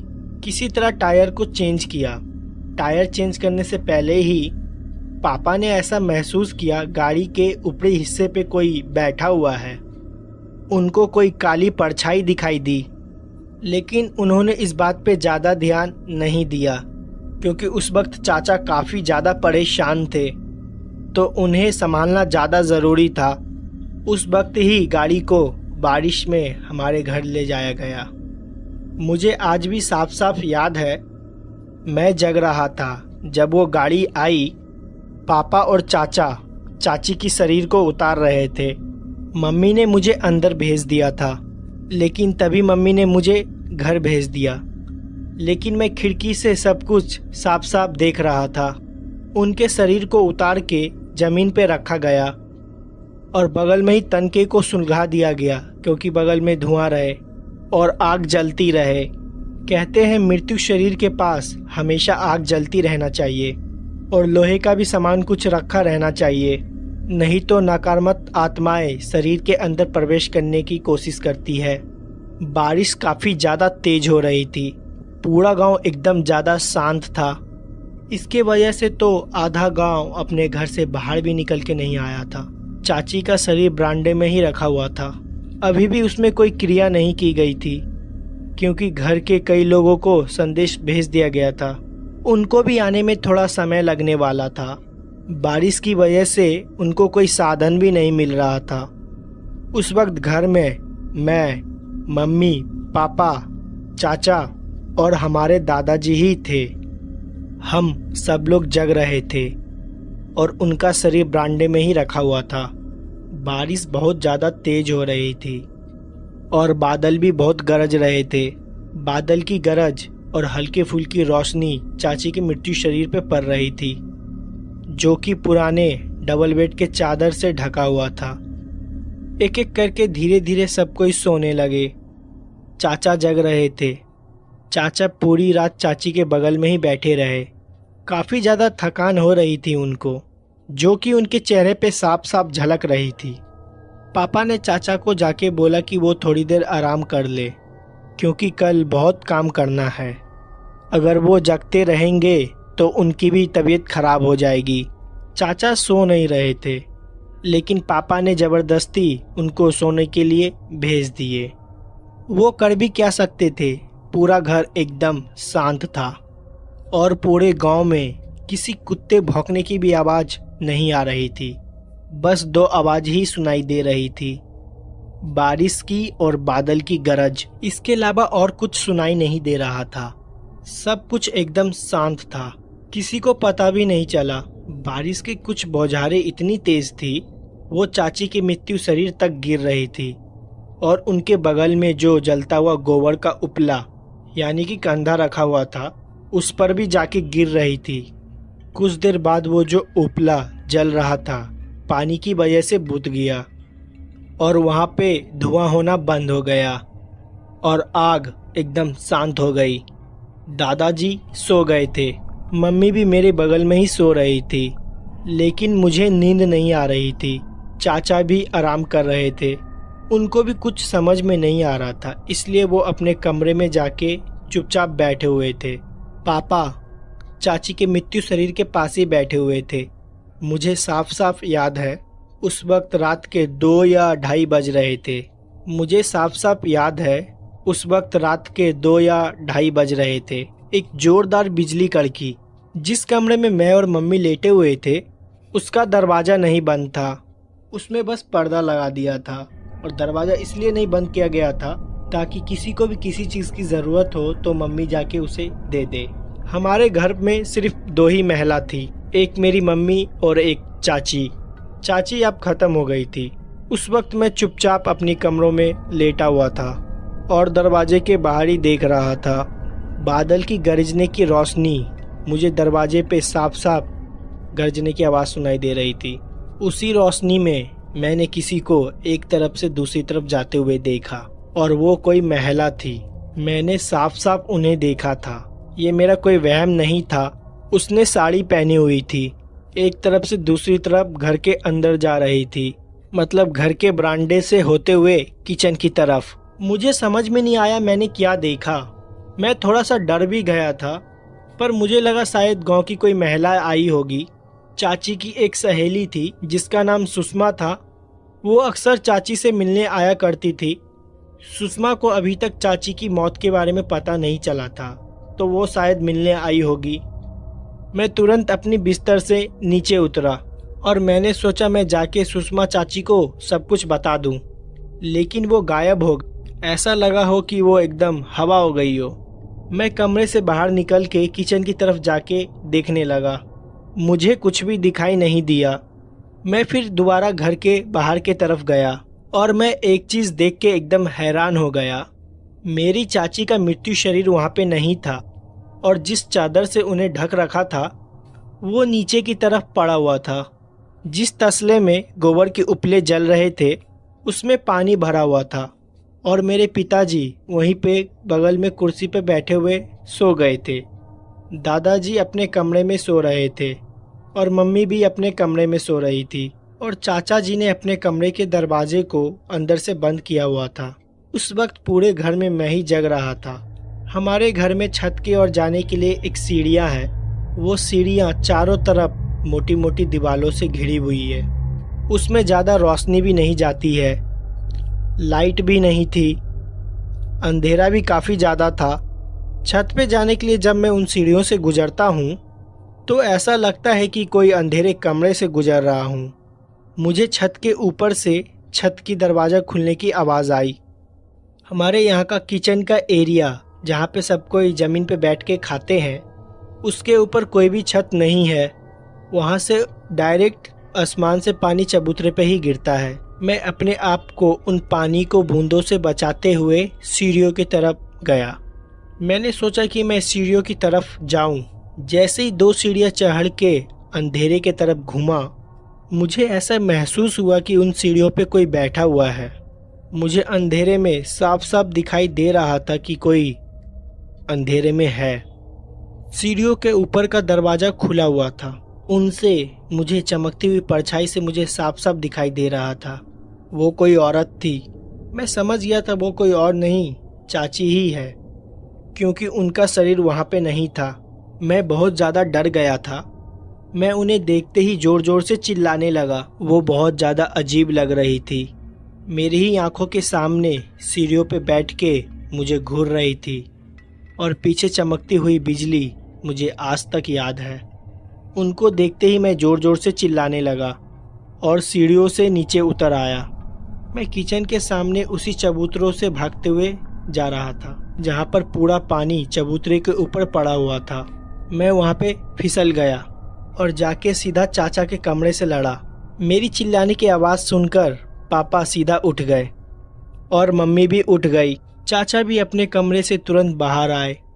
उन्होंने देखा मैं ज़मीन पे गिरा हुआ हूँ। पापा का जैसे ही आँख खुला, पापा ने देखा चाची का शरीर वहाँ पे नहीं है। वो सब लोग भागते हुए मेरे पास आए तो मैंने उन्हें बताया कि चाची ऊपर सीढ़ियों के पास बैठी हुई है। मैं जैसे ही सबको ये बात बताई, सब एकदम हैरान हो गए। पापा और चाचा तुरंत सीढ़ियों की तरफ भागते हुए गए। उन्हें वहाँ पे कोई भी नहीं दिखा, लेकिन सीढ़ियों के ऊपर का दरवाज़ा एकदम खुला हुआ था। दोनों लोग छत पे गए और वो देख के हैरान हो गए। चाची का शरीर छत के बीच में ही पड़ा हुआ था, बारिश में भीग रहा था और उनके पूरे कपड़े खुले हुए थे। ऐसा लग रहा था कोई उनके शरीर में घुस के ये सब हरकत कर रहा है। बाल पूरे बिखरे हुए थे, मुंह खुला हुआ था और आंखें एकदम पत्थर की हो गई थी और पलट गई थी। उस दृश्य को देख के पापा और चाचा बहुत ज़्यादा डर गए थे। उनकी हिम्मत नहीं हो रही थी कि वो लोग शरीर के पास जाए, लेकिन किसी तरह ऊपर का नाम लेते हुए वो लोग चाची के शरीर के पास गए। उन्होंने चाची का शरीर को हिलाने की कोशिश की। चाचा को लग रहा था शायद वो अभी भी जिंदा है और उठकर खड़ी हो जाएगी, लेकिन ऐसा कुछ भी नहीं हुआ। फिर चाचा और पापा उनके शरीर को उठाकर उसी जगह पर लेके आए और दोबारा आग जलाई। फिर वहीं पे सब लोग बैठे हुए थे। मम्मी ने मुझे दोबारा कमरे के अंदर भेज दिया, लेकिन मैं कमरे के अंदर नहीं रुक रहा था, इसलिए मैं दादाजी के पास जाकर सो गया। कुछ देर बाद बारिश भी बंद हो गई और सुबह के 4 बज गए थे। गांव में सब कोई जल्दी उठ जाते हैं और धीरे धीरे पूरे गांव को पता चल गया कि चाची अब नहीं रही है। घर के सामने भीड़ लगना चालू हो गई। फिर चाची का अंतिम क्रियाक्रम भी किया गया और रात को जो ये घटना हम लोग के साथ घटी थी, इसको लेके चाचा और पापा ने किसी को कुछ नहीं बताया। वापस आके दोबारा रात को उसी तरह हम लोग सब एक साथ बैठे हुए थे और आपस में बात कर रहे थे जो भी कल हम लोग के साथ घटा वो आखिर हुआ क्यों, और आगे ऐसी कोई अजीब सी घटना ना घटे इसका उपाय भी ढूंढने लगे। पापा ने सबको ये बताया उस रात जब जंगल में गाड़ी खराब हो गई थी तो उनको एक अजीब सी परछाई भी गाड़ी के ऊपर नजर आई थी। हो सकता है कि वो कोई आत्मा हो या कोई भूत प्रेत हो, जो कि हो सकता है कि चाची के मृत्यु शरीर के अंदर घुस गया हो और उसने अपनी जगह बना ली हो। सब लोग ने यही अनुमान लगाया था कि उस रास्ते से हम लोग को कोई भी मृत्यु शरीर लेके नहीं आना चाहिए था, और वही हुआ भी जिसका डर था। खैर, फिर चाची के शरीर को वहीं पे जलाया गया जहाँ पर वो गाड़ी खराब हुई थी। हो सकता है वो आत्मा वहीं पे चाची के शरीर से बाहर निकल के चली गई हो। 13 दिन के बाद घर में पूजा पाठ हुई और पूरे घर को दोबारा शुद्ध किया गया। ऐसी फिर कोई भी घटना हमारे घर में दोबारा नहीं घटी, लेकिन उस दिन से दोबारा मुझे अपने ही घर में डर लगने लगा। फिर जब मैंने अपनी 12वीं पास की, फिर मैं पढ़ाई के लिए अपने शहर आ गया, और ये जो घटना हमारे घर में घटी थी वो रात मैं अपने जीवन में कभी भी भुला नहीं पाऊंगा।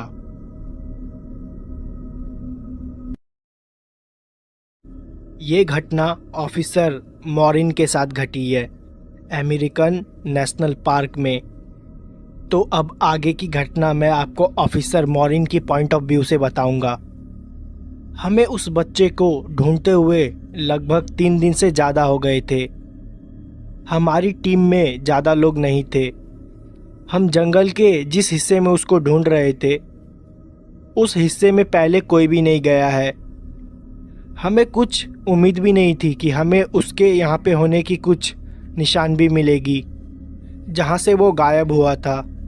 वहाँ से वो जंगल का एरिया करीबन 15 किलोमीटर दूर है और वो यहाँ पे क्या करने आया इसके बारे में हम लोग कुछ भी अनुमान नहीं लगा पा रहे थे। जो लड़का गायब हुआ था उसका नाम रॉन था। अपने दोस्तों के साथ कैंपिंग के लिए आया था। उसके दोस्तों ने बताया वो लोग कैंप फायर के पास बैठे हुए थे। तभी रॉन को अचानक से किसी की चिल्लाने की आवाज़ आई। हालांकि वो आवाज़ किसी को भी सुनाई नहीं दी थी सिवाय रॉन के। वो आवाज़ जिधर से आई थी उसी तरफ बहुत अजीब तरीक़ा से देखने लगा। उसके दोस्त जब शांत हुए और उन्होंने रॉन से जब पूछा कि तुम किधर देख रहे हो तो उन्हें बिना कुछ जवाब दिए जंगल के उस हिस्से में भाग गया और वो बोल रहा था कि वो मुझे बुला रही है और वो चिल्ला रही है। उसके दोस्तों ने उससे पूछा कि तुमको कौन बुला रही है। वो उसका जवाब बिना दिए ही बहुत ही तेज़ी से भाग गया। उसको रोकने की उन्होंने बहुत कोशिश की। तब तक रॉन गायब हो चुका था। पलक झपकते ही अचानक से वो कहाँ गायब हो गया था किसी को कुछ समझ में नहीं आ रहा था। रॉन के दोस्तों ने भी अपनी टॉर्च लेके उस डायरेक्शन में ढूंढने की बहुत कोशिश की, लेकिन ऐसा हुआ जैसा कि रॉन हवा हो गया हो। काफ़ी देर तक रॉन को ढूंढने के बाद जब वो नहीं मिला उसके दोस्तों ने फॉरेस्ट ऑफिसर को इन्फॉर्मेशन दी। तभी हमारी सर्च करने वाली टीम वहाँ पे पहुँची। हमने दिए गए सारी डिटेल्स को कलेक्ट किया और लगातार उसी डायरेक्शन में बढ़ते रहे जहाँ पर आखिरी बार उसके दोस्तों ने उसको जाते हुए देखा था। रॉन की उम्र करीब 27 साल की थी और वो गोरा था और उसकी हाइट करीबन 6 फीट की थी। और ये बात बहुत ही ताजुब की थी कि मेरी हाइट भी उसी की तरह थी। हाँ, बस वो मेरे से कुछ साल छोटा था, लेकिन फिर भी मेरी और उसकी डिटेल्स मिल रही थी। शुरुआत में जब हम लोग ने 2 दिन उसको ढूंढा तो वो नहीं मिला। फिर हमने स्टेफर्ड डॉग्स मंगाए और वो लगातार उसी डायरेक्शन में भागे जा रहे थे जिस तरफ रॉन भागते हुए गया था। करीबन 10 किलोमीटर बाद जंगल के उस एरिया में पहुंच गए जहां पे हमें जाना मना था। दरअसल हम वहां पे कभी नहीं गए थे क्योंकि वो जंगल का काफ़ी घना एरिया था जिसको अभी कई फॉरेस्ट ऑफिसर ने एक्सप्लोर नहीं किया था। ये घटना 1990 की है। उस वक्त तो उतने डीप में कोई जाता भी नहीं था। उतना सर्च करने के बाद हमें रॉन की जूते मिले जो कि उसके दोस्तों ने वेरीफाई किया वो रॉन की जूते हैं। वो इतनी दूर क्या करने आया था हमें कुछ भी समझ में नहीं आ रहा था। हमें वहाँ पे रॉन की पैर के निशान भी मिले।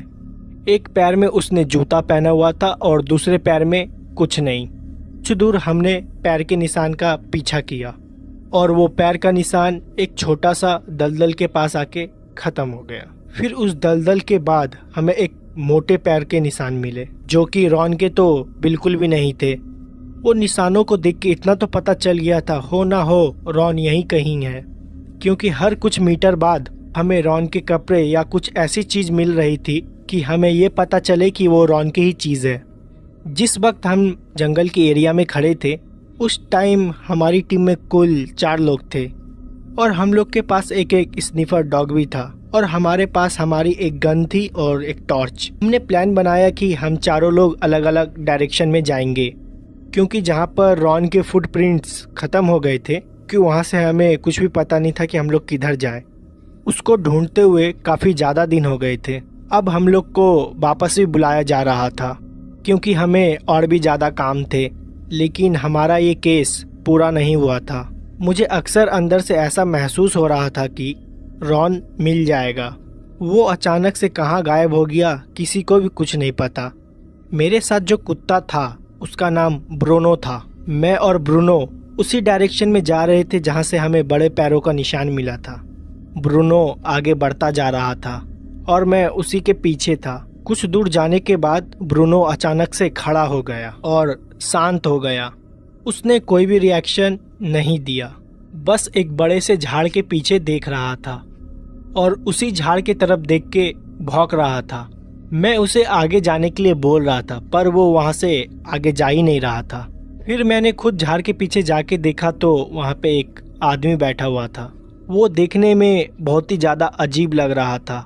वो अपने कमर के ऊपर कुछ भी नहीं पहना हुआ था और वो खाली काले रंग की पैंट पहनी हुई थी। उसकी पीठ पूरी काली थी ऐसा लग रहा था कि उसके पूरे पीठ में किसी ने काली मट्टी लगा दी हो। वो मट्टी में कुछ खोज रहा था और बहुत ही ज्यादा डरा हुआ था। उसके तेज तेज सांस लेने की आवाज भी मुझे सुनाई दे रही थी। मैंने उसको बुलाने की कोशिश की। मैंने उसको जैसे ही बुलाया वो मट्टी में खोदना बंद कर दिया और आगे की तरफ देखने लगा। वो अपने शरीर में हल्का सा भी मूवमेंट नहीं किया था। उससे मैं करीबन 5 मीटर की दूरी पे खड़ा था। उसने कोई भी हरकत नहीं की।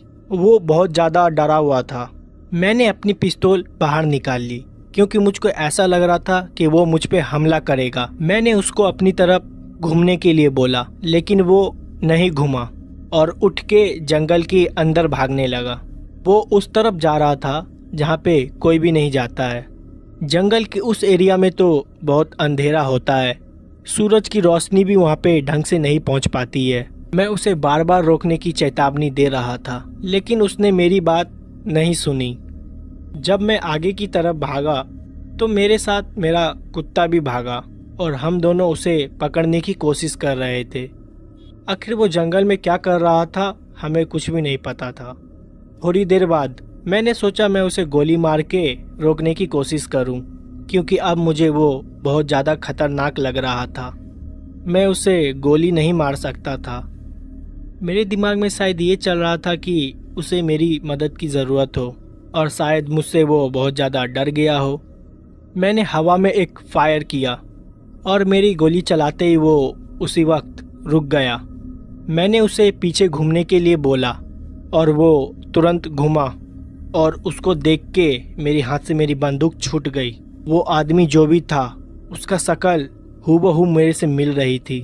उसकी हाइट, उसकी आंखें, उसके चेहरे पे जितने भी बाल थे हूबहू मेरे से मिल रहे थे। मेरा कुत्ता लगातार उसको देख के भौंके जा रहा था और मैं उसे देख रहा था।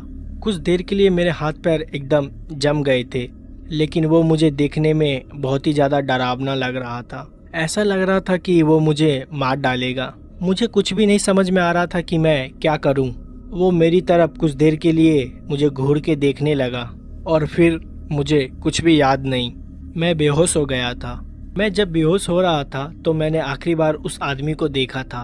वो काफ़ी धुंधला दिखाई दे रहा था क्योंकि मेरी आंखें ढंग से खुल भी नहीं रही थी। मुझे सिर्फ बस इतना दिखाई दे रहा था कि वो मेरे पास आ रहा है और मेरे कानों में मेरे कुत्ते की भौंकने की आवाज़ सिर्फ आ रही थी। उसके बाद मुझे कुछ भी याद नहीं और जब मेरी आंखें खुली तो मैं अपने बेस के रेस्टिंग रूम में सोया हुआ था। मुझे कुछ भी समझ में नहीं आया कि मेरे साथ क्या हुआ और वहाँ पे मैं कैसे पहुँचा।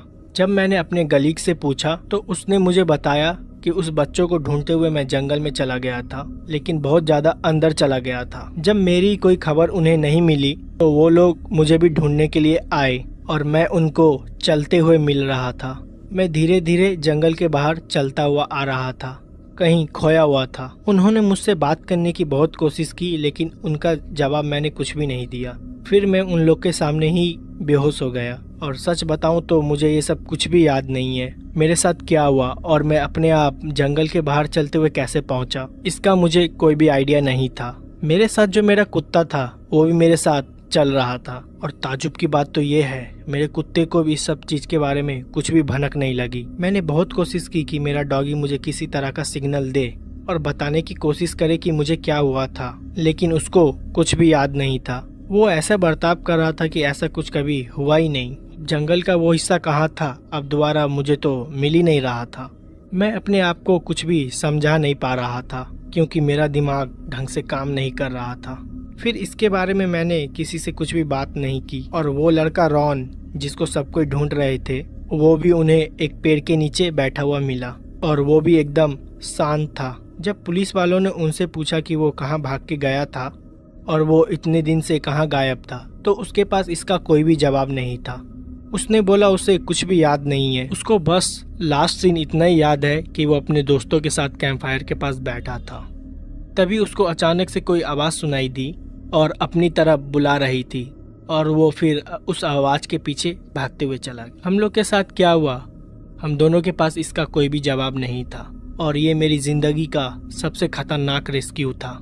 इसके बारे में मैं किसी को कुछ भी बता नहीं सकता था वरना लोग मुझे पागल समझते और मेरी नौकरी में भी कुछ दिक्कत आ सकती थी और इस राज को मैंने राजी रखा। ये घटना ऑफिसर मॉरिन के साथ घटी है अमेरिकन नेशनल पार्क में। तो अब आगे की घटना मैं आपको ऑफिसर मॉरिन की पॉइंट ऑफ व्यू से बताऊंगा। हमें उस बच्चे को ढूंढते हुए लगभग 3 दिन से ज़्यादा हो गए थे। हमारी टीम में ज़्यादा लोग नहीं थे। हम जंगल के जिस हिस्से में उसको ढूंढ रहे थे उस हिस्से में पहले कोई भी नहीं गया है। हमें कुछ उम्मीद भी नहीं थी कि हमें उसके यहाँ पे होने की कुछ निशान भी मिलेगी। जहाँ से वो गायब हुआ था वहाँ से वो जंगल का एरिया करीबन 15 किलोमीटर दूर है, और वो यहाँ पे क्या करने आया इसके बारे में हम लोग कुछ भी अनुमान नहीं लगा पा रहे थे। जो लड़का गायब हुआ था उसका नाम रॉन था। अपने दोस्तों के साथ कैंपिंग के लिए आया था। उसके दोस्तों ने बताया वो लोग कैंप फायर के पास बैठे हुए थे। तभी रॉन को अचानक से किसी की चिल्लाने की आवाज़ आई। हालांकि वो आवाज़ किसी को भी सुनाई नहीं दी थी सिवाय रॉन के। वो आवाज़ जिधर से आई थी उसी तरफ बहुत अजीब तरीक़ा से देखने लगा। उसके दोस्त जब शांत हुए और उन्होंने रॉन से जब पूछा कि तुम किधर देख रहे हो, तो उन्हें बिना कुछ जवाब दिए जंगल के उस हिस्से में भाग गया। और वो बोल रहा था कि वो मुझे बुला रही है और वो चिल्ला रही है। उसके दोस्तों ने उससे पूछा कि तुमको कौन बुला रही है। वो उसका जवाब बिना दिए ही बहुत ही तेज़ी से भाग गया। उसको रोकने की उन्होंने बहुत कोशिश की, तब तक रॉन गायब हो चुका था। पलक झपकते ही अचानक से वो कहाँ गायब हो गया था किसी को कुछ समझ में नहीं आ रहा था। रॉन के दोस्तों ने भी अपनी टॉर्च लेके उस डायरेक्शन में ढूंढने की बहुत कोशिश की, लेकिन ऐसा हुआ जैसा कि रॉन हवा हो गया हो। काफ़ी देर तक रॉन को ढूंढने के बाद जब वो नहीं मिला, उसके दोस्तों ने फॉरेस्ट ऑफिसर को इन्फॉर्मेशन दी। तभी हमारी सर्च करने वाली टीम वहाँ पे पहुँची। हमने दिए गए सारी डिटेल्स को कलेक्ट किया और लगातार उसी डायरेक्शन में बढ़ते रहे जहाँ पर आखिरी बार उसके दोस्तों ने उसको जाते हुए देखा था। रॉन की उम्र करीब 27 साल की थी और वो गोरा था और उसकी हाइट करीबन 6 फीट की थी। और ये बात बहुत ही ताजुब की थी कि मेरी हाइट भी उसी की तरह थी। हाँ, बस वो मेरे से कुछ साल छोटा था, लेकिन फिर भी मेरी और उसकी डिटेल्स मिल रही थी। शुरुआत में जब हम लोग ने 2 दिन उसको ढूंढा तो वो नहीं मिला। फिर हमने स्टेफर्ड डॉग्स मंगाए और वो लगातार उसी डायरेक्शन में भागे जा रहे थे जिस तरफ रॉन भागते हुए गया था। करीबन 10 किलोमीटर बाद जंगल के उस एरिया में पहुंच गए जहां पे हमें जाना मना था। दरअसल हम वहां पे कभी नहीं गए थे क्योंकि वो जंगल का काफ़ी घना एरिया था जिसको अभी कई फॉरेस्ट ऑफिसर ने एक्सप्लोर नहीं किया था। ये घटना 1990 की है। उस वक्त तो उतने डीप में कोई जाता भी नहीं था। उतना सर्च करने के बाद हमें रॉन की जूते मिले जो कि उसके दोस्तों ने वेरीफाई किया वो रॉन की जूते हैं। वो इतनी दूर क्या करने आया था हमें कुछ भी समझ में नहीं आ रहा था। हमें वहाँ पे रॉन की पैर के निशान भी मिले। एक पैर में उसने जूता पहना हुआ था और दूसरे पैर में कुछ नहीं। कुछ दूर हमने पैर के निशान का पीछा किया और वो पैर का निशान एक छोटा सा दलदल के पास आके ख़त्म हो गया। फिर उस दलदल के बाद हमें एक मोटे पैर के निशान मिले जो कि रॉन के तो बिल्कुल भी नहीं थे। वो निशानों को देख के इतना तो पता चल गया था हो ना हो रॉन यहीं कहीं है, क्योंकि हर कुछ मीटर बाद हमें रॉन के कपड़े या कुछ ऐसी चीज़ मिल रही थी कि हमें ये पता चले कि वो रॉन की ही चीज़ है। जिस वक्त हम जंगल के एरिया में खड़े थे उस टाइम हमारी टीम में कुल 4 लोग थे और हम लोग के पास एक स्निफर डॉग भी था और हमारे पास हमारी एक गन थी और एक टॉर्च। हमने प्लान बनाया कि हम चारों लोग अलग अलग डायरेक्शन में जाएंगे क्योंकि जहाँ पर रॉन के फुटप्रिंट्स ख़त्म हो गए थे कि वहाँ से हमें कुछ भी पता नहीं था कि हम लोग किधर जाएं। उसको ढूंढते हुए काफ़ी ज़्यादा दिन हो गए थे। अब हम लोग को वापस भी बुलाया जा रहा था क्योंकि हमें और भी ज़्यादा काम थे, लेकिन हमारा ये केस पूरा नहीं हुआ था। मुझे अक्सर अंदर से ऐसा महसूस हो रहा था कि रॉन मिल जाएगा। वो अचानक से कहाँ गायब हो गया किसी को भी कुछ नहीं पता। मेरे साथ जो कुत्ता था उसका नाम ब्रूनो था। मैं और ब्रूनो उसी डायरेक्शन में जा रहे थे जहाँ से हमें बड़े पैरों का निशान मिला था। ब्रूनो आगे बढ़ता जा रहा था और मैं उसी के पीछे था। कुछ दूर जाने के बाद ब्रूनो अचानक से खड़ा हो गया और शांत हो गया। उसने कोई भी रिएक्शन नहीं दिया, बस एक बड़े से झाड़ के पीछे देख रहा था और उसी झाड़ की तरफ देख के भौंक रहा था। मैं उसे आगे जाने के लिए बोल रहा था पर वो वहाँ से आगे जा ही नहीं रहा था। फिर मैंने खुद झाड़ के पीछे जाके देखा तो वहाँ पे एक आदमी बैठा हुआ था। वो देखने में बहुत ही ज़्यादा अजीब लग रहा था। वो अपने कमर के ऊपर कुछ भी नहीं पहना हुआ था और वो खाली काले रंग की पैंट पहनी हुई थी। उसकी पीठ पूरी काली थी। ऐसा लग रहा था कि उसके पूरे पीठ में किसी ने काली मट्टी लगा दी हो। वो मट्टी में कुछ खोज रहा था और बहुत ही ज्यादा डरा हुआ था। उसके तेज तेज सांस लेने की आवाज भी मुझे सुनाई दे रही थी। मैंने उसको बुलाने की कोशिश की। मैंने उसको जैसे ही बुलाया वो मट्टी में खोदना बंद कर दिया और आगे की तरफ देखने लगा। वो अपने शरीर में हल्का सा भी मूवमेंट नहीं किया था। उससे मैं करीबन 5 मीटर की दूरी पे खड़ा था। उसने कोई भी हरकत नहीं की। वो बहुत ज़्यादा डरा हुआ था। मैंने अपनी पिस्तौल बाहर निकाल ली क्योंकि मुझको ऐसा लग रहा था कि वो मुझ पे हमला करेगा। मैंने उसको अपनी तरफ घूमने के लिए बोला लेकिन वो नहीं घूमा और उठ के जंगल के अंदर भागने लगा। वो उस तरफ जा रहा था जहाँ पे कोई भी नहीं जाता है। जंगल के उस एरिया में तो बहुत अंधेरा होता है। सूरज की रोशनी भी वहाँ पे ढंग से नहीं पहुँच पाती है। मैं उसे बार बार रोकने की चेतावनी दे रहा था लेकिन उसने मेरी बात नहीं सुनी। जब मैं आगे की तरफ भागा तो मेरे साथ मेरा कुत्ता भी भागा और हम दोनों उसे पकड़ने की कोशिश कर रहे थे। आखिर वो जंगल में क्या कर रहा था हमें कुछ भी नहीं पता था। थोड़ी देर बाद मैंने सोचा मैं उसे गोली मार के रोकने की कोशिश करूं क्योंकि अब मुझे वो बहुत ज़्यादा खतरनाक लग रहा था। मैं उसे गोली नहीं मार सकता था। मेरे दिमाग में शायद ये चल रहा था कि उसे मेरी मदद की ज़रूरत हो और शायद मुझसे वो बहुत ज़्यादा डर गया हो। मैंने हवा में एक फायर किया और मेरी गोली चलाते ही वो उसी वक्त रुक गया। मैंने उसे पीछे घूमने के लिए बोला और वो तुरंत घूमा और उसको देख के मेरे हाथ से मेरी बंदूक छूट गई। वो आदमी जो भी था उसका शक्ल हूबहू मेरे से मिल रही थी। उसकी हाइट, उसकी आंखें, उसके चेहरे पे जितने भी बाल थे हूबहू मेरे से मिल रहे थे। मेरा कुत्ता लगातार उसको देख के भौंके जा रहा था और मैं उसे देख रहा था। कुछ देर के लिए मेरे हाथ पैर एकदम जम गए थे लेकिन वो मुझे देखने में बहुत ही ज़्यादा डरावना लग रहा था। ऐसा लग रहा था कि वो मुझे मार डालेगा। मुझे कुछ भी नहीं समझ में आ रहा था कि मैं क्या करूं। वो मेरी तरफ कुछ देर के लिए मुझे घूर के देखने लगा और फिर मुझे कुछ भी याद नहीं। मैं बेहोश हो गया था। मैं जब बेहोश हो रहा था तो मैंने आखिरी बार उस आदमी को देखा था।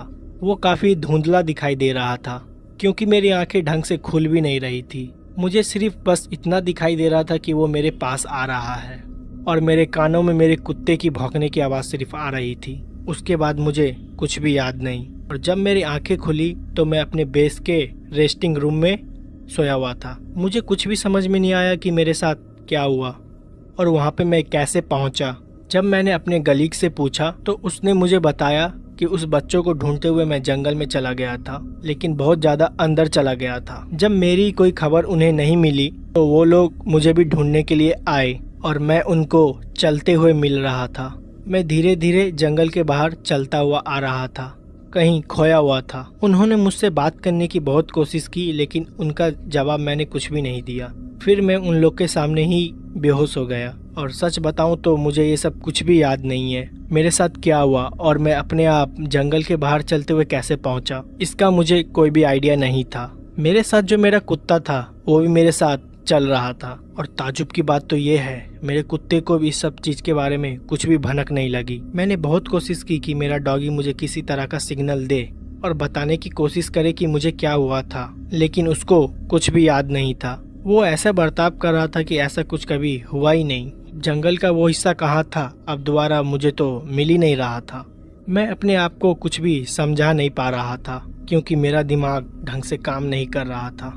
फिर इसके बारे में मैंने किसी से कुछ भी बात नहीं की और वो लड़का रॉन जिसको सब कोई ढूंढ रहे थे वो भी उन्हें एक पेड़ के नीचे बैठा हुआ मिला और वो भी एकदम शांत था जब पुलिस वालों ने उनसे पूछा कि वो कहाँ भाग के गया था और वो इतने दिन से कहाँ गायब था, तो उसके पास इसका कोई भी जवाब नहीं था। उसने बोला उसे कुछ भी याद नहीं है, उसको बस लास्ट सीन इतना ही याद है कि वो अपने दोस्तों के साथ कैंप फायर के पास बैठा था। तभी उसको अचानक से कोई आवाज़ सुनाई दी और अपनी तरफ बुला रही थी, और वो फिर उस आवाज़ के पीछे भागते हुए चला गया। हम लोग के साथ क्या हुआ, हम दोनों के पास इसका कोई भी जवाब नहीं था, और ये मेरी ज़िंदगी का सबसे खतरनाक रेस्क्यू था। इसके बारे में मैं किसी को कुछ भी बता नहीं सकता था, वरना लोग मुझे पागल समझते और मेरी नौकरी में भी कुछ दिक्कत आ सकती थी, और इस राज को मैंने राजी रखा। मेरा नाम टायरन है। मैं अमेरिका में एक ट्रक ड्राइवर था। ये घटना जो मेरे साथ घटी थी, ये 1980 में घटी थी। तब मेरी उम्र करीब 35 साल की थी। मेरे साथ मेरा एक पार्टनर भी होता था, उसका नाम जॉन था।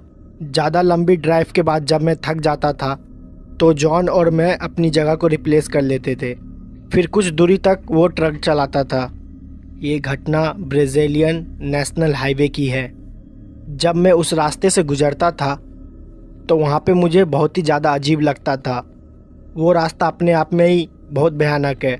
वो हाईवे जंगलों से घिरा हुआ है। उस हाईवे का 20 किलोमीटर का एरिया पूरा जंगल में आता है। जब भी किसी ट्रकर को अपनी डिलीवरी जल्दी करनी होती है तो वो लोग वही रास्ता निकल जाते हैं। नेशनल हाईवे का वो रास्ता एक शॉर्टकट का है, जहाँ से वो लोग अपने डिलीवरी पॉइंट पे 2 घंटे पहले ही पहुँच जाते हैं। लेकिन वहाँ पे घटनाएं बहुत ज़्यादा अजीब होती है, इसलिए उन रास्ते पे कोई जाता नहीं है। बहुत लोग कहते हैं वहाँ पे लूट और चोरी बहुत होती है।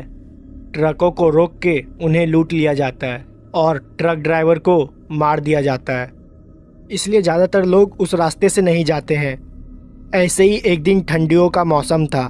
मेरे और जॉन के पास कोई भी डिलीवरी का काम नहीं था, तो हम लोग उस वक्त अपने ट्रकों में बैठे हुए थे। घरों से झूठ बोल के आए थे कि हमें कहीं जाना है, ताकि हम लोग थोड़ी पार्टी कर सके। हम दोनों ट्रक में ही बैठे हुए थे और जॉन ने थोड़ी शराब पी रखी थी। मैं भी शराब पीने ही वाला था, लेकिन तभी मुझे एक मैसेज आया। वो मैसेज हमारी कंपनी से आया था। दरअसल ब्राज़ील के एक छोटे से कस्बे में अचानक ही एक एक्सीडेंट हो गया था, जहां पर ढेर सारे लोग हॉस्पिटल में एडमिट हुए थे और उन्हें मेडिकल इक्विपमेंट्स की बहुत ज़रूरत थी। वहां हॉस्पिटल में इतने सारे मेडिकल इक्विपमेंट्स उपलब्ध नहीं थी और हमें उन मेडिकल इक्विपमेंट्स को जल्द से जल्द वहां पे पहुंचाना था। हम सबसे पहले वहीं वेयर हाउस में पहुंचे, जहां पे हमें सारे मेडिकल इक्विपमेंट्स मिलने थे।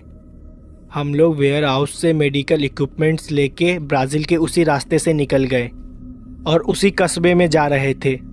हमें कुछ भी समझ में नहीं आ रहा था आखिरकार हम लोग करें क्या। उस रास्ते से जाने का हमारा बिल्कुल भी मन नहीं था, लेकिन मजबूरी की वजह से हमें जाना पड़ा, क्योंकि लोगों की ज़िंदगी का सवाल था। वो पूरा रास्ता करीबन 5 घंटे का था। जॉन बिल्कुल भी ट्रक नहीं चला सकता था, क्योंकि वो हल्के फुल्के नशे में था, लेकिन वो मेरे साथ चलने के लिए तैयार हो गया। ट्रक मैं चला रहा था। जॉन काफ़ी ज़्यादा नशे में था, इसलिए जॉन को नींद आ रही थी। कुछ देर ट्रक चलाने के बाद हम लोग हाईवे के उस हिस्से में पहुंच गए जहां से हम लोग को शॉर्टकट लेना था। शुरुआत में वो हिस्सा पूरा जंगलों से ढका हुआ था। वहाँ की रोड तो कुछ ठीक थी, लेकिन वहाँ से थोड़ा अंदर जाने के बाद थोड़ा रास्ता कंफ्यूजिंग है। हालांकि मैं उस रास्ते से 1-2 बार दिन की टाइम निकल चुका हूँ, तो वो रास्ता मुझे तो बहुत अच्छे से याद था। मेरा बिल्कुल भी जाने का मन नहीं था, लेकिन हमें डिलीवरी जल्दी से जल्दी करनी थी, इसलिए मजबूरन जाना पड़ा। जॉन हल्की फुल्की नींद में था। मैंने उसे सो जाने के लिए बोला। मैं ये ठान ली थी अगर रास्ते में कोई भी आएगा तो मैं उसके लिए ट्रक नहीं रोकूंगा। मैं लगातार पुलिस वालों से भी बात कर रहा था, क्योंकि उन्हें भी पता ये रास्ता काफ़ी ख़तरनाक है, तो मैं उनको अपना प्रॉपर लोकेशन भी बार बार दे रहा था। दूसरी तरफ से पुलिस वाले भी उसी हाईवे पे आ रहे थे। उन्होंने मुझसे बोला था कि वो मुझे जल्द से जल्द मिल जाएंगे। हाईवे के कुछ ही अंदर जाते वक्त अंदर बहुत ही अंधेरा था। कुछ जगह तो हाईवे ख़राब भी थे। कुछ पेड़ तो टूट के रोड पे नीचे गिरे हुए थे। मुझे बिल्कुल भी नहीं पता कि वो जगह की मेंटेनेंस क्यों नहीं होती है। काफ़ी ज़्यादा अंधेरा था। मुझे बस उतनी ही लाइट दिखाई दे रही थी जहाँ तक मेरी ट्रक की लाइट जा रही थी।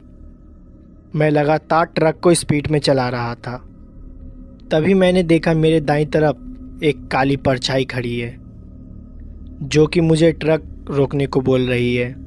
मैं उसके सामने से इतनी तेज़ी से ट्रक को लेके गया कि मैंने ध्यान भी नहीं दिया कि वो एक औरत है या आदमी है। हाँ, लेकिन मुझे इतना ज़रूर पता चल गया था कि साइड में कोई खड़ा है जो कि लिफ्ट मांग रहा है।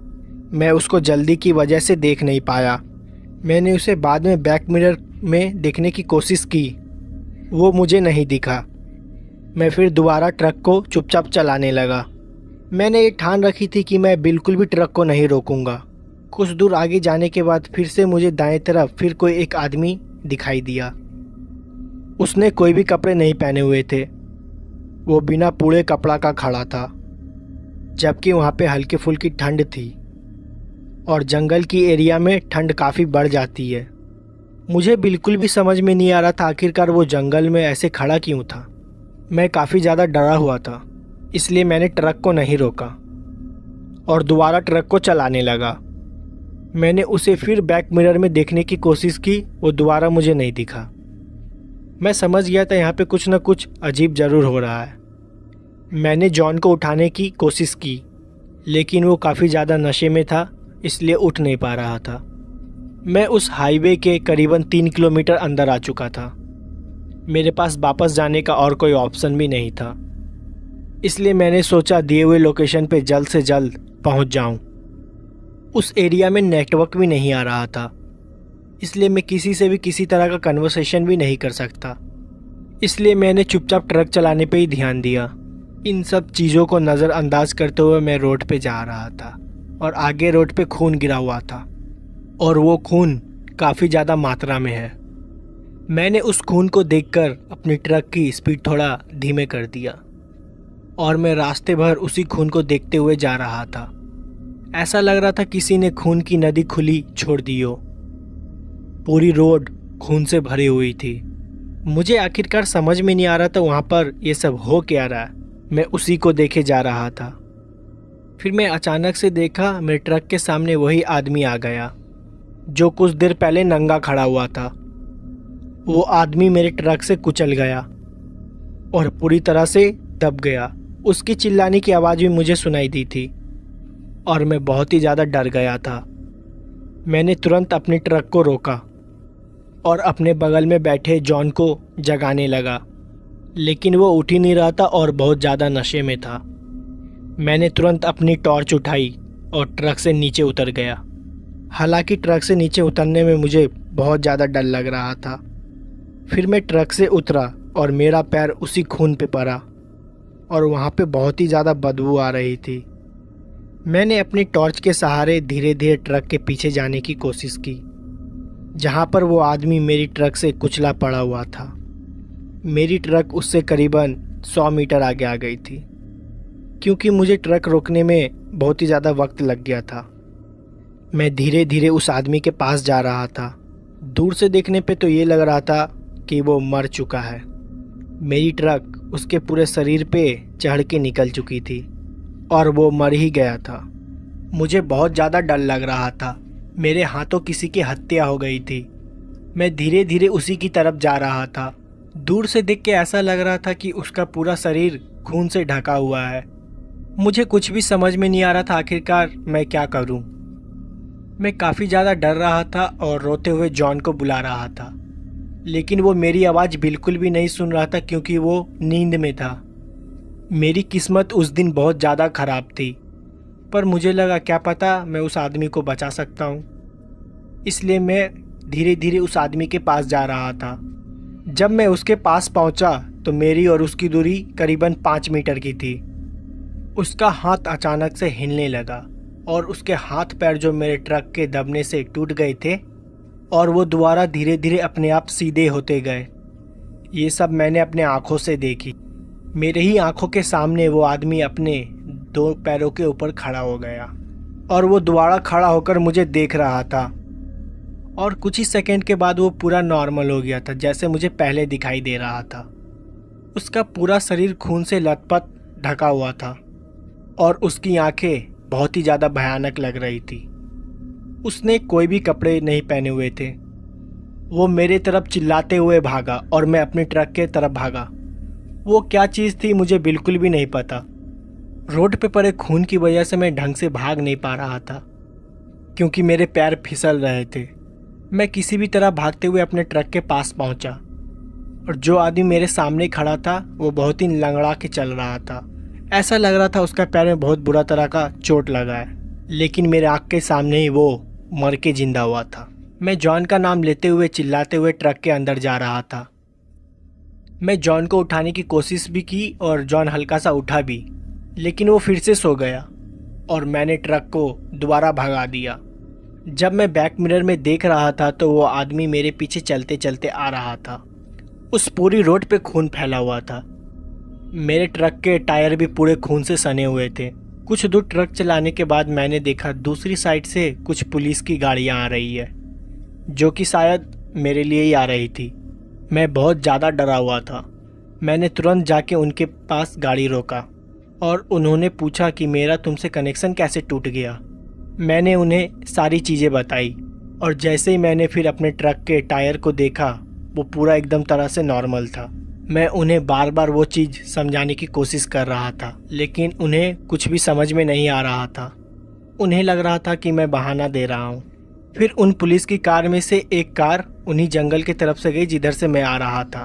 फिर वहाँ से इन्फॉर्मेशन आई कि वहाँ पे सब कुछ ठीक है और रोड पे कोई भी खून के दाग या छींटे कुछ नहीं मिले और ना ही वो आदमी और जिसको मैंने कुचल दिया था। वो लोग मेरी बात मानने के लिए तैयार ही नहीं थे। इस चीज़ पे उन्होंने मेरे से ज़्यादा बहस नहीं की। उन्होंने मुझसे कहा कि मेडिकल के सारे इक्विपमेंट्स जल्द से जल्द हॉस्पिटल पहुंचा दो, फिर वो उसके बाद मेरी रिपोर्ट लेंगे। मैंने वैसा ही किया। मैं काफ़ी ज़्यादा डरा हुआ था। मैं 1 घंटे में हॉस्पिटल पहुंच भी गया और सारे इक्विपमेंट्स दे दिया। उसके बाद कुछ पुलिस वाले दोबारा मेरे पास आए और उन्होंने मेरे से दोबारा पूछताछ की कि मैं लेट क्यों हो गया था और मेरा कनेक्शन उनसे टूट क्यों गया था। मैंने सारी बातें बताई उन्हें, लेकिन उन्होंने मेरी बात पे विश्वास नहीं किया। फिर उन्होंने जॉन से पूछा, लेकिन जॉन तो पूरे रास्ते सो रहा था।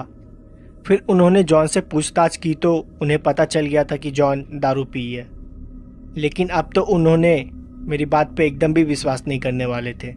उन्होंने मेरा भी अल्कोहल टेस्ट किया, लेकिन मैंने उस टाइम शराब नहीं पी रखी थी। पुलिस वाले मेरे बात पे विश्वास नहीं कर रहे थे। उन्हें लगा कि मैंने किसी तरह का और नशा कर रखा है, इसलिए शायद मुझे अजीब और गरीब ऐसी चीज़ दिखाई दे रही थी। लेकिन मेरे साथ जो कुछ भी हुआ था वो एकदम सच था। उस घटना के बाद मैं कई दिनों तक उस ट्रक को हाथ भी नहीं लगाई। जॉन ने मुझे बहुत बार चलने के लिए बोला, लेकिन मेरे अंदर उस आदमी का डर बहुत तरीके से भर चुका था। आखिरकार वो कौन था, वहाँ पे क्या कर रहा था, मुझे कुछ भी समझ में नहीं आया। और ये जो अजीब सी चीज़ मुझे दिखाई दे रही थी और किस लिए दिखाई दे रही थी, इसका भी मेरे पास कोई जवाब नहीं था। लेकिन मुझे ये बिल्कुल भी नहीं पता था कि ये मेरा वहम है या सच। अगर ये सच था तो मेरी किस्मत उस दिन बहुत ज़्यादा अच्छी थी कि मैं बच गया, और फिर ऐसी घटना मेरे साथ जीवन में दोबारा कभी भी नहीं घटी। लेकिन फिर उस रोड पर मैं दोबारा कभी भी नहीं गया।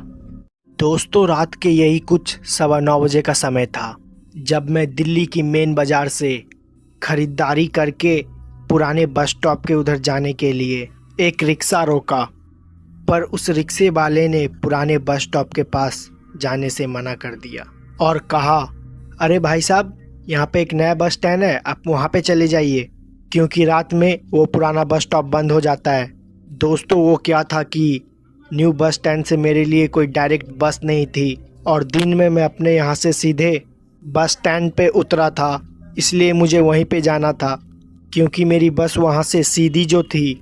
लिहाजन उस रिक्शे वाले से मैंने कहा, रात में वो बस स्टैंड बंद क्यों हो जाता है, वहाँ कोई भूत वूत घूमता है क्या? पहले तो वो रिक्शे वाला मेरा बात सुन के थोड़ा सा मुस्कुराया और फिर बोला, अगर भाई साहब वहाँ पे भूत घूमते ना तब तो ठीक था, लेकिन वहाँ कुछ ऐसा है, एक बार कोई इंसान देख लेता है और उसका मुंह दोबारा नहीं खुलता। और सदमे में जाके अपनी जान गंवा देता है या फिर उसका कलेजा फट जाता है।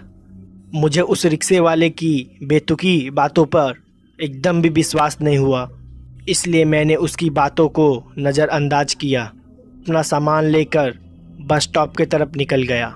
मैंने और भी कई बार उस बस स्टैंड से बस पकड़ी थी, बस स्टैंड की तरफ निकल पड़ा।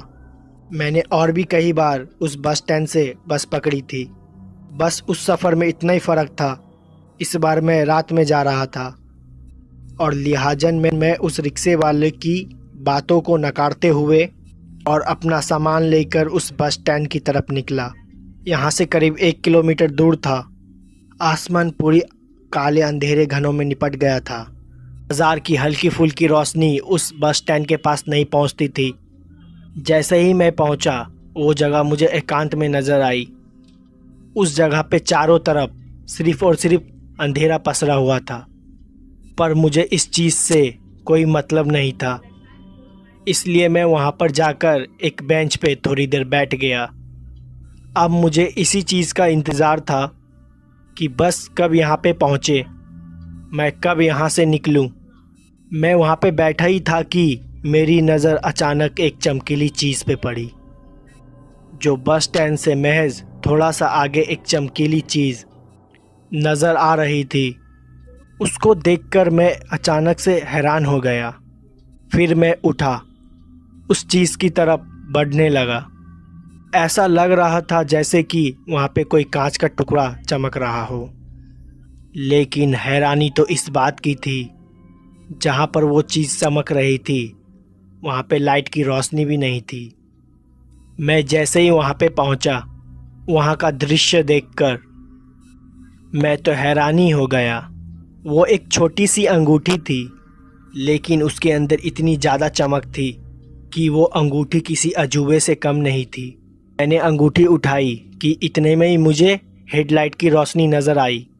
जब मैं बस स्टैंड की उधर देखा, मैंने पाया कि मुझे एक बस अपनी तरफ आते हुए दिखाई दे रही थी।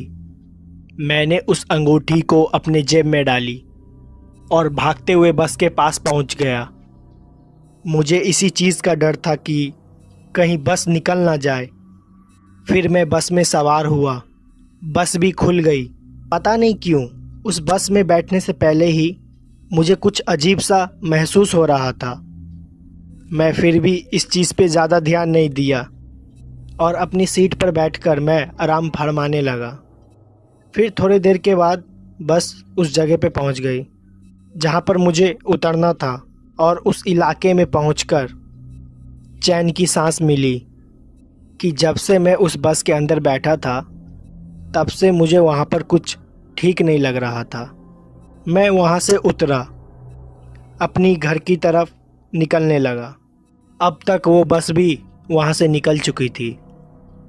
मैं जैसे जैसे अपने उस जानी पहचानी गांव की तरफ बढ़ने लगा, वैसे वैसे मुझे लग रहा था मेरे अलावा मेरे साथ कोई और चल रहा है, जिसकी मौजूदगी का मैं एहसास कर सकता था। ऐसे में मैं थोड़ा घबरा गया। इसी बीच मुझे वो आदमी की कही हुई बातें याद आने लगी। दरअसल उस रिक्शे वाले ने मुझसे कहा था कि मुझे उस बस स्टैंड के पास नहीं जाना चाहिए। वहाँ पर कोई ऐसा रहता है जिसे देखने के बाद हमें बहुत तगड़ा सदमा लगता है। लेकिन उसकी बातें सरासर झूठी साबित हो गई, जिससे मेरे चेहरे पर एक मुस्कान थी। थोड़ी देर के बाद मैं अपने कमरे में पहुंच गया। दरअसल जहां पर मैं रहता था वहां पर मैं किराए पर पूरा का पूरा हॉल ही बुक कर रखा था। मेरा गांव यहां से करीब 17 किलोमीटर दूर था और मैं अपने घर वालों से अलग इसलिए भी रहता था क्योंकि मुझको दुकान का काम करना पड़ता था। इस बार मैं कुछ ज़्यादा ही थका हुआ था। तब मैं अपने बेड के पास गया और आराम करने लगा। फिर उस चमकदार अंगूठी की याद आ गई। मैंने उसे अपनी जेब से निकाला और फिर मैं उसे अपने तकिए के नीचे रख दिया। वैसे एक वो अंगूठी ही थी, इसलिए मैंने उस पर ज़्यादा ध्यान नहीं दिया। मैं काफ़ी थका हुआ था, इसलिए मैं सोने की कोशिश कर रहा था। फिर थोड़ी देर के बाद मुझे पता ही नहीं चला कब मेरी आंख लग गई। फिर मुझे ऐसा एहसास होने लगा कोई मेरे आजू बाजू में चल रहा है। एक कदमों की आवाज़ मेरे कानों में गूंज रही थी। ऐसा लग रहा था कि वो कोई स्त्री है जिसकी पायल की धुनी बार बार मेरे कानों में गूंजती और फिर उसके बाद उसकी हंसने की आवाज़ भी आती। ये थोड़ी देर के लिए हुआ। फिर थोड़ी देर के बाद मेरी अचानक से आँख खुल गई और अपने आजू बाजू में देखा। वहाँ पर मुझे कोई नज़र ही नहीं आ रहा था। पता नहीं पर क्यों अभी तक मेरे शरीर का पूरा तापमान काफ़ी ज़्यादा बढ़ गया था। पूरा शरीर पसीने से तरबतर हो गया था। मेरी हिम्मत भी नहीं थी कि बाहर उठकर देख सकूं कि मेरे साथ हो क्या रहा था। ऊपर से मेरा सर भी बहुत भारी था। मुझे लगा कि शायद ज़्यादा थकावन की होने की वजह से मेरा सर दर्द कर रहा है। फिर से मैं अपनी बेड पर सर रख के सोने लगा, लेकिन दोस्तों आवाज़ों का आना बंद नहीं हुआ। जैसे ही मैं अपनी आंख बंद करके नींद में जाता तो मुझे तभी बहुत ही डरावनी आवाज़ें सुनाई देती। जैसे तैसे मैंने उस रात को बिताया। फिर जैसे ही सुबह हुई सब कुछ मानो जैसे कि नॉर्मल हो गया। मेरा शरीर भी सामान्य महसूस होने लगा। फिर मैंने ये सारी घटना अपनी एक करीबी दोस्त को बताई, लेकिन उसे भी मेरी बातों पे विश्वास नहीं हुआ। दरअसल मेरे दोस्त ने बताया कि ज़्यादा थकावन की वजह से हमारे शरीर में इस तरह की हलचल होना बहुत ही आम बात है। मेरे दोस्त ने भी मुझे वही सलाह दी। फिर बाद में मैंने उस चीज़ को सोचा था, फिर मैंने उसे नज़रअंदाज कर दिया और वापस से नॉर्मल होके रहने लगा। 2 से 3 दिन तक तो सब कुछ सामान्य रहा। मुझे ऐसा लगा कि शायद वो उस दिन की थकावट ही थी जिसके वजह से मुझे ऐसा लग रहा था। तीसरे दिन रात मैंने ऐसा कुछ देखा जो कि मेरी ज़िंदगी का सबसे डरावना दिन था।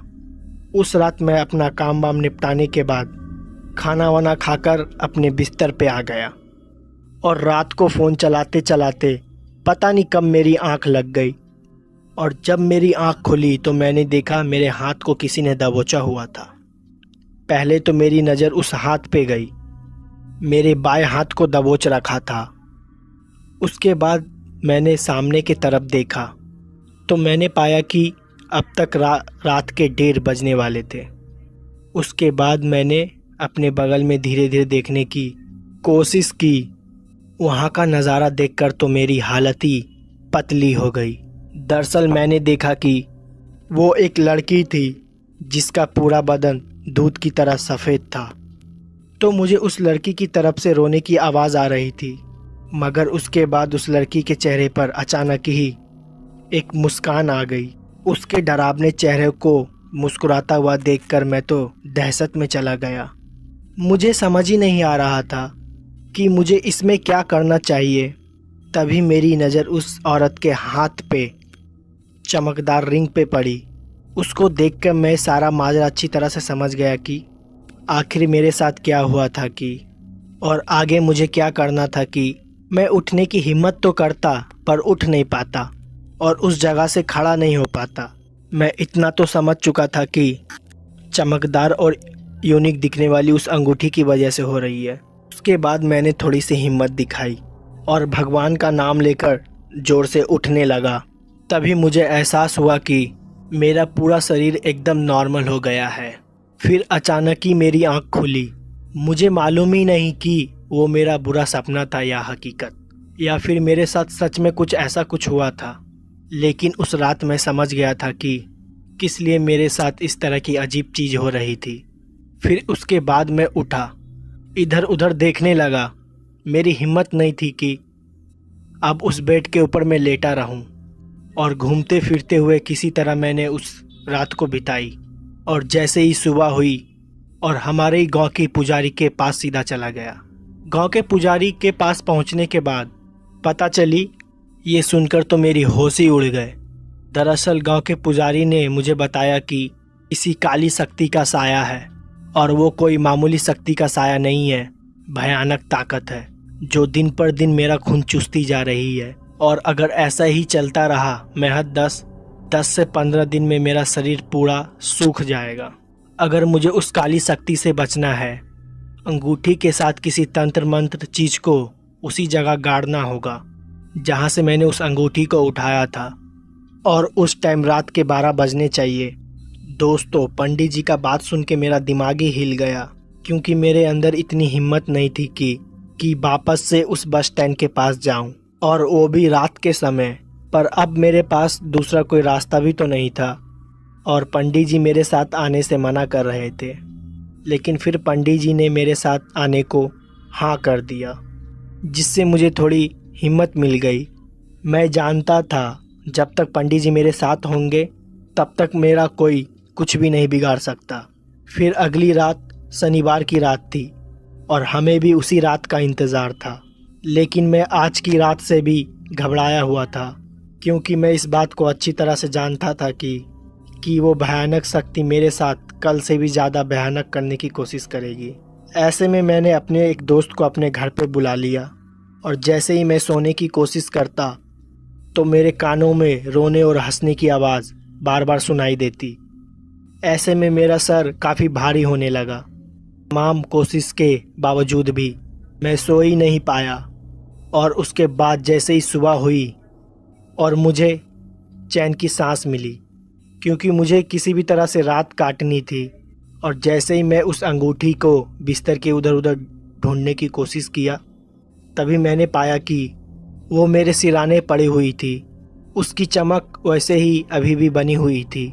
रात के लगभग 10 बजे के आसपास पंडित जी के साथ टैक्सी में उस बस स्टैंड की तरफ रवाना हुआ।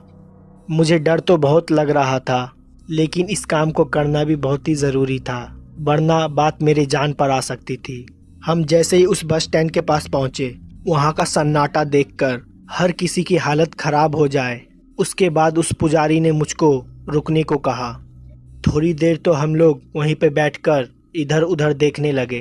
फिर जैसे ही रात को 12 बजने को आई, तभी उस पुजारी ने लंबी सांसें लेते हुए कहा, देखो बेटा, तुम्हारी ज़िंदगी और मौत आपस में टकराने वाली है। अगर तुम इस काम को ढंग से नहीं किया तो तुम्हें यहीं पे अपनी जान गंवानी होगी, और अगर ये काम तुमने ठीक से कर लिया तो भी तुम्हारे साथ कुछ ऐसा होगा उसके बारे में तुमने कभी पहले सोचा भी नहीं होगा। इसीलिए तुमको सोच और समझ के कदम उठाने हैं। दोस्तों, उसके बाद उस पुजारी ने मेरे हाथ में नारियल दिया, और उसके बाद वो अंगूठी दी। उस नारियल के ऊपर खून के कुछ छींटे थी। शायद वो छींटे इसलिए भी थी, शायद किसी भी बुरी शक्ति को अपनी ओर आमंत्रित किया जाए। जैसा उस पुजारी ने मुझे बताया था, मैं वैसे उस नारियल के साथ चमकता हुआ अंगूठी को लेकर आगे की तरफ बढ़ने लगा। मैंने कभी सोचा ही नहीं था कि मेरी ज़िंदगी इस पड़ाव पर पहुंच जाएगी। फिर मैं धीरे धीरे अपनी कदमों के साथ उसी जगह पे पहुंच गया जहां से मैंने उस अंगूठी को उठाया था। पता नहीं मुझे क्यों ऐसा लग रहा था कि मेरे साथ साथ कोई और भी है, जिसके होने का मुझे एहसास हो सकता था, लेकिन मैं उसे देख नहीं सकता था।